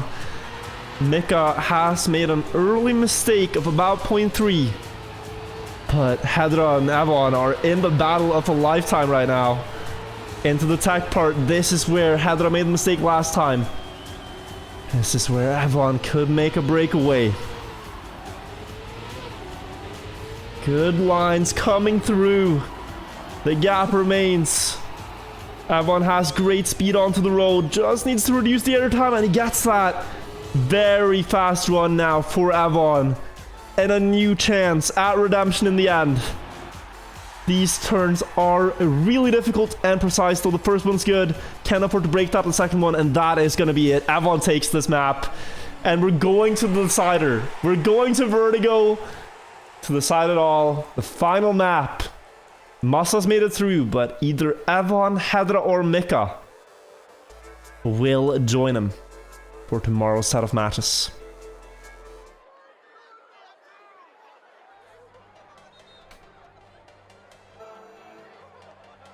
And this may be a good map for Mikka. Avon and Hedra are some of the fastest players, but this is better than full tech, that's for sure. Let's see who wins. First to 3 takes it. That's it. It's over. It could go very quickly here. They don't really get much of a warm-up. We're right into the action to see who qualifies for day 2 of the event. Mikka with a great drop down to get a bit of an early lead here. Good wall ride as well. Avon able to keep up, able to match that. But they're both losing to Mikka. Look at the lead he's building up here. 0.3 of a second. 0.5. A little bit less speed than Hedra here. Who will catch up. Just a little bit. But the reactor boost pipe in the ending is the decisive part. Mikka's going to try his best to remain ahead. Heather's going to push it all on the final part. Will he make the comeback happen? No. But that is a bit too close for comfort if you're Mikka. You're thinking, yeah, I have half a second. I have the lead. I can chill. Oof, that was anything but chill from the spectator point of view. But that's the first round going to Mikka. Second round up, Hedra jumping a bit far. Gonna have less speed all throughout here. Will result in about a 0.2 difference. So it is Avon versus Mikka for now. Avon taking the lead. Great drift approach as well. None of them are really able to match that. Hedra though, a lot of speed. Oh, almost makes it through. Too much, in fact. And now it's Avon versus Mikka in the ending. Can Avon stay ahead and save the end, or will Mikka maybe snipe him? We've seen an approach here where you go underneath the pipe. He's gonna try it, but he misses. And that is Avon missing as well. They're both respawning. Avon doesn't respawn in time. He thought he was gonna lose the round. Mikka falls off again. And is Avon gonna clutch it? Yes, he will. They both thought they lost it, so they didn't respawn. They both thought they lost. And we've seen it so many times today. Players think they've lost, they don't respawn, and that is the round. And these are decisive rounds. If you lose this match, you're out of the tournament. You have to respawn instantly. You just have to.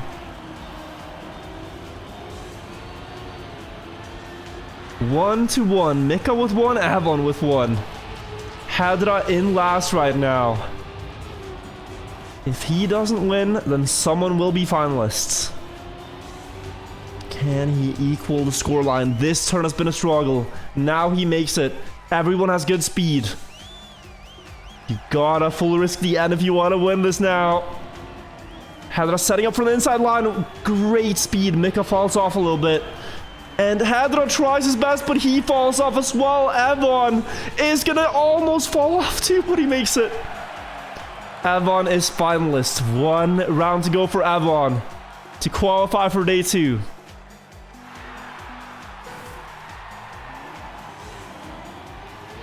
Almost fell off the side though. And now potentially the last round if he can clutch this. But he bounced a little bit. That's very low speed here. Speed you don't really gain back until the drift here. Oh my god! Almost falling off the pipe. My god, you cannot really go more on the side of it. The drift setup is not really there. Hadra on Avon. Building up a lead. Mikka forced to take the inside line here, which is slower. And Avon is gonna accelerate up into first. On the victory march now. Hadra needs to risk the end. He is good on it. And he is gonna try. Will he be able to snipe it here? Avon is still ahead, but will he get a bad landing? He will! Avon landed too much sideways and Hadra sniped it. Mikka probably just thanking his countrymen for saving the round. And denying Avon, giving Mikka one more chance. And Hadra giving himself one more chance too, to stay alive in the tournament. Hadra falling behind in the start this time. Avon now the fastest, and he had a good pipe turn in the middle. Let's follow Mikka as they go into it now. You need to risk across this pipe while setting up for the slide. Mikka not carrying the best speed. Avon getting it absolutely perfectly here while being a finalist. This is looking great for him. Hadra does have good speed though, and he has shown really good endings here. If he can get another one, he could deny Avon again. It's 0.3 of a second, but Avon is a little bit too wide on the first one. Does hold the lead on the second one, and Avon, surely this is it. Yes, it will be. Avon takes the round finally, and together with Masa, qualifies for day 2 of Trackmania Grand League Mid-Season Invitational. GG's. Mikka and Hadra, despite a great match, are out.